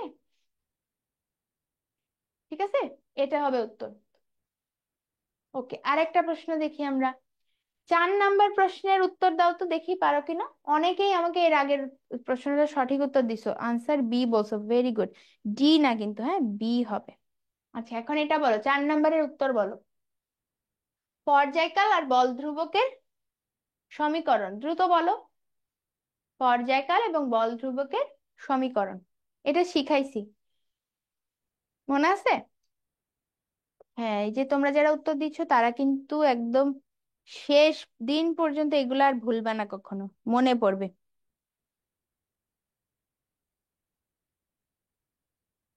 ওকে। এই, পারবা? এটা কি বলছি বলো তো? পর্যায়কাল মানে হলো, দেখো এটা দেখলে তোমার হয়তো হঠাৎ করে পারবা না, তুমি কি করবা? পর্যায়কালকে মার্ক করবা, করে টি লিখবা। মানে যেটাকে আমরা যেভাবে জানি, যেই রূপে জানি সেই রূপে আমরা দেখতে চেষ্টা করব। বল ধ্রুবককে আমরা কে দ্বারা মার্ক করব? এইবার মনে করব যে টি আর কে এর মধ্যে কোনো সম্পর্ক কি ছিল নাকি ছিল না। আপু ছিল তো, আপনি তো পড়াইছেন। এক্স্যাক্টলি, আমি তো আপনাদেরকে পড়াইছি, তাহলে একটু বলেন যে এই দুইটার সম্পর্ক কি, বলেন, দ্রুত বলেন একটু। এই, এটা নিয়ে সবাই কনফিউজ নাকি, হ্যাঁ? কেউ এ বলছো, কেউ বি বলছো, বেশিরভাগই যদি ও বি বলতেছো। আবির চৌধুরী, জামিল, পুরবি, আয়ান, অপরিচিতা। অপরিচিতা, তুমি বেশি অপরিচিত, তোমার নামটাও বুঝতে পারতেছি না। যাই হোক, এ বলতেছো, বি ও বলতেছো, হ্যাঁ। আচ্ছা, ঠিক আছে, উত্তর দেখো তারপরে বুঝো যে তুমি ভুল করছো কিনা। 4-এর উত্তর বি। কি? 4-এর উত্তর বি। এটাই আমরা শিখলাম না, যে বল ধ্রুবকের বর্গমূলের ব্যস্তানুপাতিক, বল ধ্রুবকের বর্গমূলের ব্যস্তানুপাতিক, ঠিক আছে। ওকে, তাহলে আমরা পারবো। আচ্ছা, এটা একটা ম্যাথ আসছে। হ্যাঁ, এই ম্যাথ হলো তোমার এই যে বিস্তার দিছে আর তোমার সর্বোচ্চ বেগ দিছে, যেভাবে ওই ম্যাথটা করলাম সেম। 6 নম্বরের উত্তর দাও দেখি। 6 নম্বরে উত্তর দাও, যদি এটা 6 আর 7-এর উত্তর দিব আমরা, তারপর আমরা ক্লাসটা শেষ করে দিব, হ্যাঁ? 6 নম্বরের উত্তর দাও দ্রুত, দেখি কে কে পারে। 6 নম্বরটা সবাই পারবে, এটা অনেক আগের পড়া। 6 নম্বরে আমরা সরল দোলকের যে অ্যাকচুয়াল সমীকরণ আছে সেটাই কিন্তু জিজ্ঞেস করতেছি। ঠিক আছে, তাহলে বলেন, আপনারাই বলেন। আমরা হলো ক্লাস শেষে এটার পিডিএফ দিয়ে দিব, কোনো সমস্যা নেই, এখন আমাকে আগে উত্তর দেন প্লিজ। আচ্ছা। হুম। এ লিখতেছে সবাই। ওকে। এটাও অনেকে ভুল করে জানো, মনে হচ্ছে না আপাতত বেসিক কোশ্চেন কেন মানুষ ভুল করে, এটাই অনেকে ভুল করে। দেখো তুমি জাস্ট প্যাটার্নটা দেখো, আমি একটু জুম করি। তুমি জাস্ট প্যাটার্নটা দেখো যে তোমাদেরকে কনফিউজ করার জন্য সকল প্রচেষ্টা পরীক্ষার হলে করা হয়, দেখতে পাচ্ছ এবার? আই গেস এবার দেখতে পাচ্ছ। খালি অপশনগুলো দেখবা, তাইলেই বুঝবা যে তোমাদেরকে ভুল করানোর চেষ্টা সবার এত বেশি থাকে, মানে বলার মতো না। সরলদৈর্ঘ্যের পর্যায়কালের সমীকরণ নিচের কোনটা? দেখো টি সমান সমান 2 পাই রুট ওভার L/G, হ্যাঁ? তারপর দিছে 1/2 পাই রুট ওভার L/G, তারপর দিছে 2 পাই রুট ওভার G/L। কি একটা অবস্থা, মানে যাই দেখবো মনে হবে আরে সেটাই তো উত্তর। এই জন্য এই ধরনের প্রশ্ন দেখলে আমি কি করতাম সে অ্যাপ্রোচটা বলি। আমি যখন এই প্রশ্নটা পড়তাম, অপশনটা দেখার আগে আমি নিজে এখানে একটু ছোট্ট করে পেন্সিল দিয়ে রাফ করে ফেলতাম। প্র্যাকটিস কোশ্চেন, প্র্যাকটিস এক্সাম, টি সমান সমান 2 পাই রুট ওভার L/G। এবার এটার সাথে অপশনগুলা মিলাইতাম, এবার এটার সাথে আমি অপশনগুলা মিলাইতাম, বুঝতে পারছো? তারপরে তাহলে দেখবা যে তোমার আর ভুল যাবে না। না হলে তুমি এটা জানো ঠিকই, কিন্তু মাথার মধ্যে আর্টিকুলেট করে ওইরকম একটা প্রেসারের সিচুয়েশনে তুমি এটা সঠিকভাবে কিন্তু উত্তর করতে পারবে না। ঠিক আছে, টি সমান সমান 2 পাই রুট ওভার L/G। আচ্ছা, পারছি আমরা, হ্যাঁ আমরা অনেকেই সঠিক উত্তর দিছো, আমার খুব ভালো লাগতেছে তোমরা যে পারছো। Very good. তোমার মনে হচ্ছে না যে আপু এত বেসিক কোশ্চেন দেয়? আসলেই দেয়। এখন দেখো ভর্তি পরীক্ষায় 100টা প্রশ্নের মধ্যে 100টাই তো আর কঠিন দিবে না, তাই না? কিছু কঠিন দিবে, কিছু সহজ দিবে, এভাবেই তো মোটামুটি 60টার মতো এমসিকিউ তুমি একদম মানে খুবই বেসিক প্রশ্ন আসে, এরকম প্রশ্ন খুবই বেসিক প্রশ্ন, একটু অপশন গুলো হয়তো এদিক ওদিক করে দেয়। তুমি যদি ঠিকমতো প্র্যাকটিস করো, তো 60 পর্যন্ত তোলা তোমার জন্য কোনো ব্যাপারই না। কষ্ট হয় তারপরের 20 তুলতে, হ্যাঁ, যে 60 থেকে 80 পর্যন্ত যাইতে কষ্ট হয়। তো ওই 20 মার্কস যে ঠিকমতো এনশিওর করতে পারে সে কিন্তু টপ মেডিকেলে চান্স পায়। ওকে। 7-এর উত্তর অলরেডি সবাই দিয়ে দিছো, অনেকে কি বলবো তোমাদেরকে এটা বলছি তাই না, যে সরল দোলক যদি হইতে হয় তাহলে বিচ্যুতি কখনোই 4 ডিগ্রির বেশি হবে না, তাইলে এটার উত্তর কি হবে? Option D will be the correct answer. Yes sir, তোমরা সবাই পারতেছো। আচ্ছা, এটা কোত্থেকে পাইছি এটা অনেকে জিজ্ঞেস করছে, এটা হলো মেডিটনিক বইয়ের পিডিএফ। হ্যাঁ, তো তোমরা যারা আমাদের বিভিন্ন কোর্সে ভর্তি হবা, আমরা হলো এই 5 সেট মেডিটনিক তোমার বাসায়, মানে হার্ড কপি বই তোমার বাসায় ফ্রি হোম ডেলিভারি দিয়ে দিব, পিডিএফ না, একদম বই দিয়ে দিব, হ্যাঁ।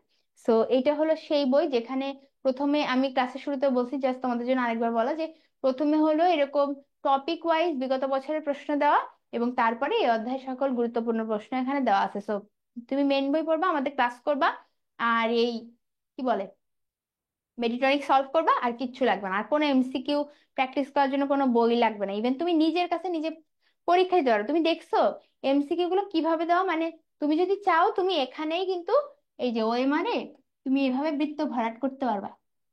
খেয়াল করো, তুমি এখানে কিন্তু বৃত্ত ভরাট করে দিতে পারবা। So it won't be a big issue for you.